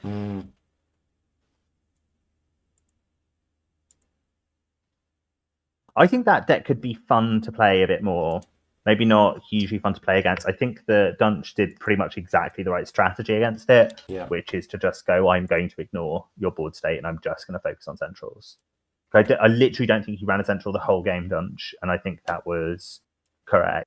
A remote, you mean? A remote, sorry, that is what I mean. Yeah. Because most of the cards that we were putting on remotes were things that we wanted you to run. There are what? To be fair, there are only 8 cards in the deck that are cards that we really want you to run. 3 Checklist, 3 Cerebral, 2 Urtica Cypher. Yeah. So once it was on 5, we had we could have advanced it 3 times and used a remastered counter to make it 9, and we could have won that turn if it had been a Beal. That was the play we were trying to make, to convince you of that and make you run it and then die, because obviously we can also advance it once. But sometimes it's hard to do that kind of bluff where it's does your opponent even see that that's a threat? And you can't exactly say, hey, this could be a Beal, maybe you should run it, because that gives the whole game away. Do you want to tinker with the deck and play another game? It's 11:30, so I think maybe not. Okay, that's fine. But maybe next week we could, because we've already got this deck ready. Maybe we start next week with a quick game, then do news, or week after next. I'm away next week. Yeah. Then do news, then do runner stuff. Yeah. Should we do a tinker with it? I feel like we I said think loads with of it stuff. now. Sure, let's do. I've got time for a tinker. Yeah, let's do a tinker then, and we'll stream after that.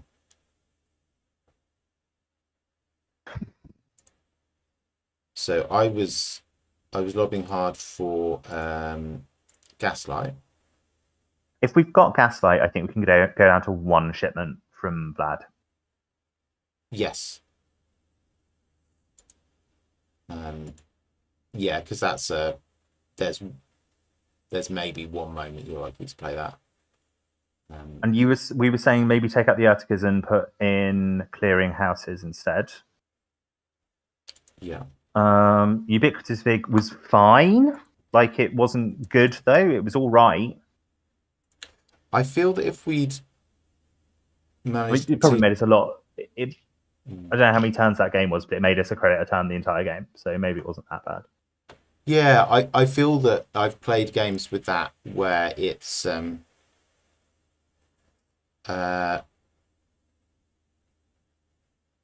think we need to go down to one clearing house. You have to come and trash this, but maybe if you're not icing it, then it's not that useful. Go down to one clearing house. Okay, yeah. Could we I had a drop really a seamless? dirty idea. Could we swap a seamless for Trick of Light now that we've got one spare influence? Sure. Yeah, I think that's better. Yeah. I think in this deck that's better. I had a really dirty idea, which was to play.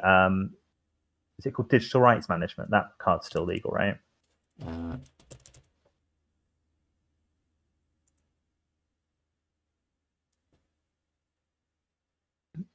Does it say? Yeah, you may install one card from HQ. You may install one card this turn. Yeah. So, like, it's a really dirty play where you go and get whatever agenda, install something else, and double advance. Yeah. That's cool. 1 off, 2 off? 1 off, I think. Yeah. We need to drop a card, but let's leave that for a moment. Dunch give me some feedback. Don't see the point of having the re-education. Is there a different 5/3? Like, the answer is no, there's not a different 5/3. I don't think. I think the other 5/3 is Degree Mill, which is arguably worse.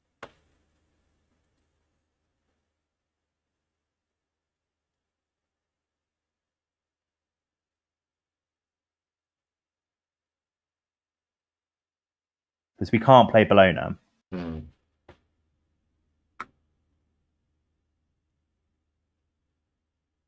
And so it's really in there to free up deck slots and reduce gender density.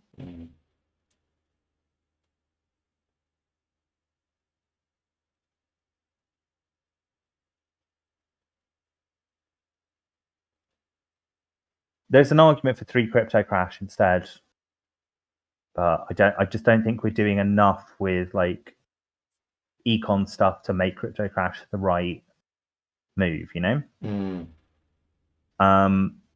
I would also say about re-education, if that card had been a re-education and we'd scored it out at 5 and made the runner put all of their cards back into their deck, so they had to draw more cards, I guess we would have lost our hand that had. We could have got rid of everything apart from the winning piece that we needed, which was Trick of Light.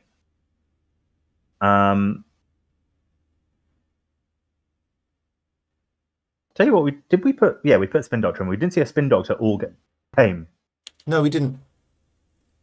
No, that was unusual.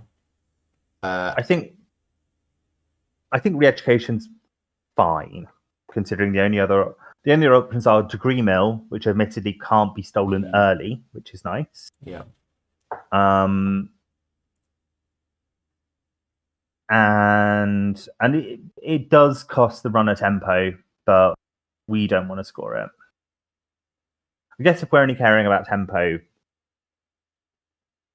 but they'll just shuffle back the worst 2 cards from their deck.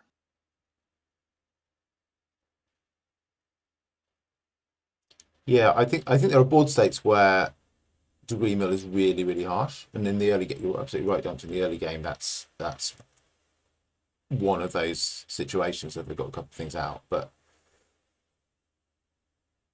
it does give them the option. I don't know. I mean, how often are we going to be scoring out the re-educations in this deck, Jessica? Probably not very often. We want to score the Beal, not the re-education. Yeah. But the re-education does nothing when it's stolen. The Green Mill does nothing when it's scored. Yeah. Maybe we're better off with Green Mill. Yeah, I feel like I'm talking myself around with this. Like, we didn't really see how re-education would have played out. Like, yeah, that's true. The whole point of this deck is that you kind of play everything as if it's a trap, and then sometimes it's not a trap. Yeah. And it feels like re-education is the better thing to not be a trap, because it is also kind of a trap. It's annoying because the runner's lost 5 cards out of their hand and has to go and draw them all again.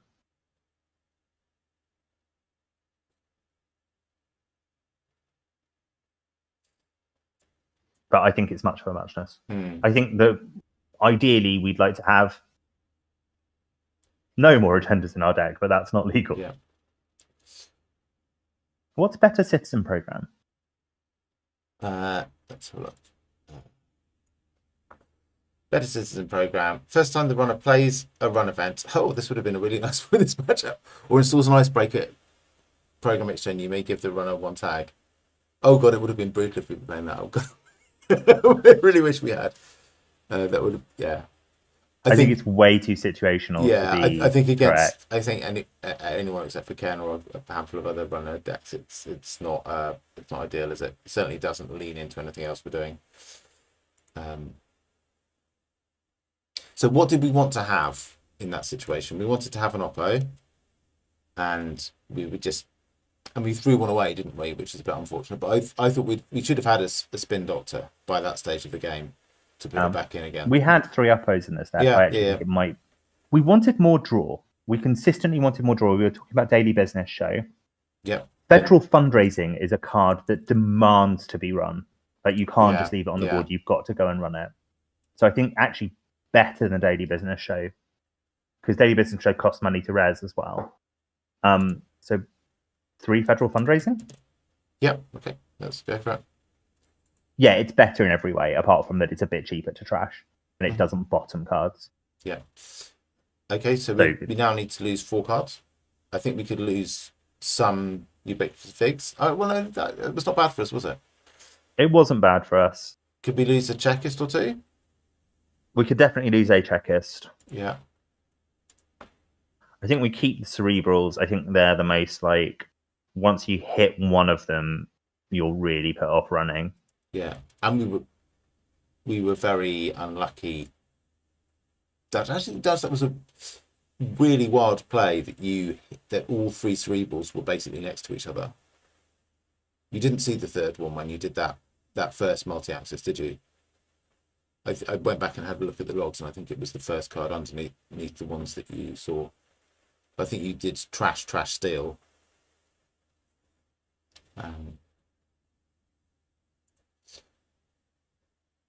Do we want more ice in this deck, Jessica? We got 8. We got 9 ice. I think we only want to protect centrals. I think anything, and maybe 1 bit of ice on a remote, like 1 remote. I think 9 ice is fine. Okay. I think we could lose a Vig, and I think we could actually lose an Oppo because we've got Gaslight to go and get it when we want it. Yeah. Then we just need to cut 1 card.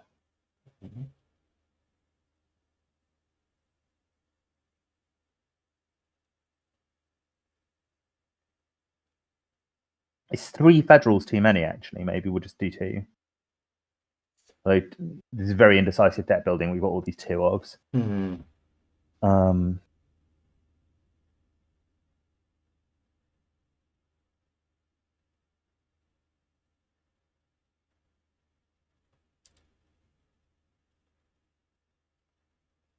So we've got Don't Run Me, 5 Don't Run Me with the 2 Cerebrals and the checkists.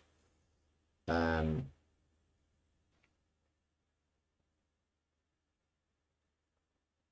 two on me, 2 for 5.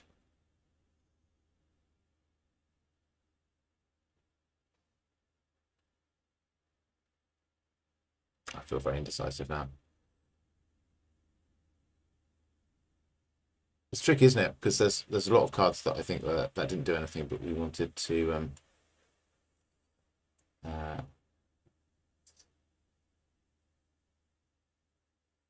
Maybe go what to tell them. down. No, I don't think we want to go down to one big. It's good early and crap late. Dungeon I saying think two six. federal fundraising is right. Okay, I think two federal fundraising. Yeah. Okay. because you never want to install a second one. I've found it's overkill to have two of them Yeah. out. Yeah. Fair. Dungeon saying is there something to replace the ping with? For me, it doesn't really fit the defensive nature you want to achieve. I think that's I mean, reasonable. we do want tags though. Because we've got shipment from Vlad. Yeah.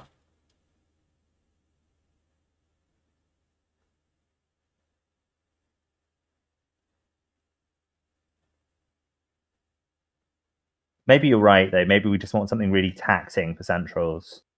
VSA is kind of more taxing, actually, isn't it? But it wouldn't have fired even once during that game. And it's not an end the run ice as well. Not an end the run ice.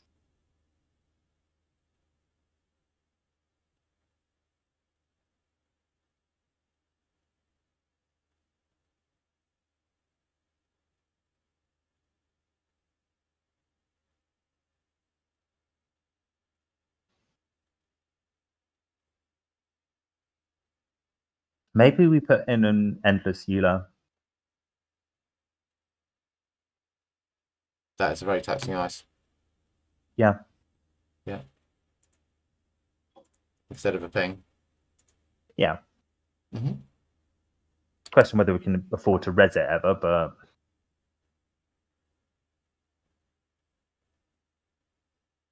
17 assets. See, it's almost an asset deck, but not quite, because it should be about 25 assets if it's an asset deck. Have we got enough economy? And we weren't poorly served for economy, actually, were we? Because that ubiquitous vig was up the entire game. Yeah. I think we were right not to advance that ubiquitous vig more, because then it would have gotten trashed.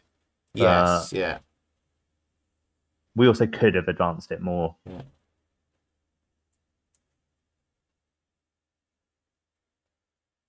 Yeah. I mean, that's always taxing. It's a bit cheaper than Eula, and then we have got a slightly different distribution of. You're responding to the FTP suggestion. Yeah, FTP. Yeah. It doesn't fire very often, though. It almost never fires. But that's fine.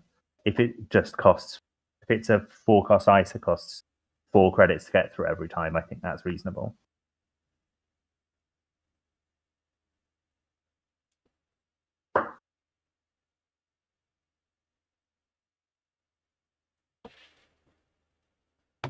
What would it replace? I'd be happy to boot the Funhouse and put that in instead. Funhouse is so taxing, though. Like when you get Funhouse and R&D against the right deck, they just go, "Okay, I can't run R&D anymore." Should we perhaps have had more Funhouse in there so that we could have put 1 or 2 on the centrals?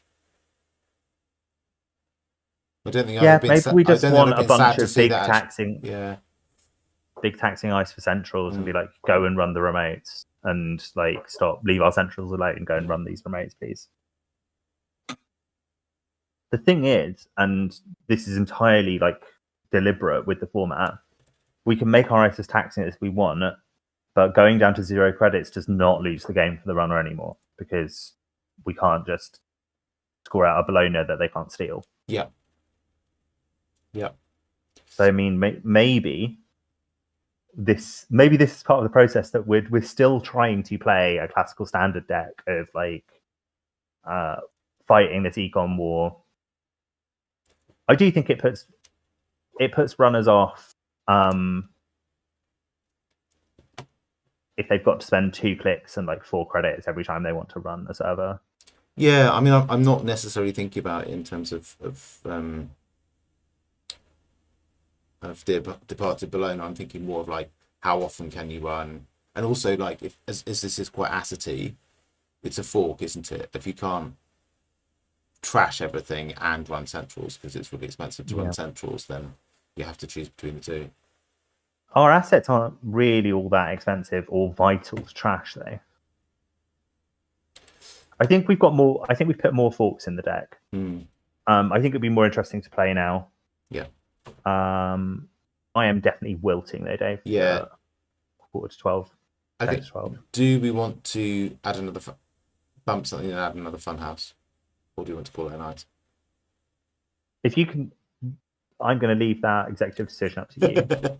What do you want to take out and put in another fun house?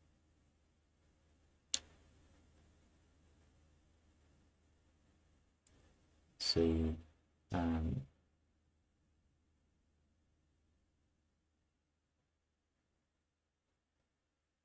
something, but I don't know what. Shall we leave that as a decision for next time if we remember? Yep, sounds good. Cool. Sounds good. Cool. Let's call it a night. Dunch, thanks for the game and thanks for joining us. I feel really bad. You often comment on our streams and we're really bad at noticing.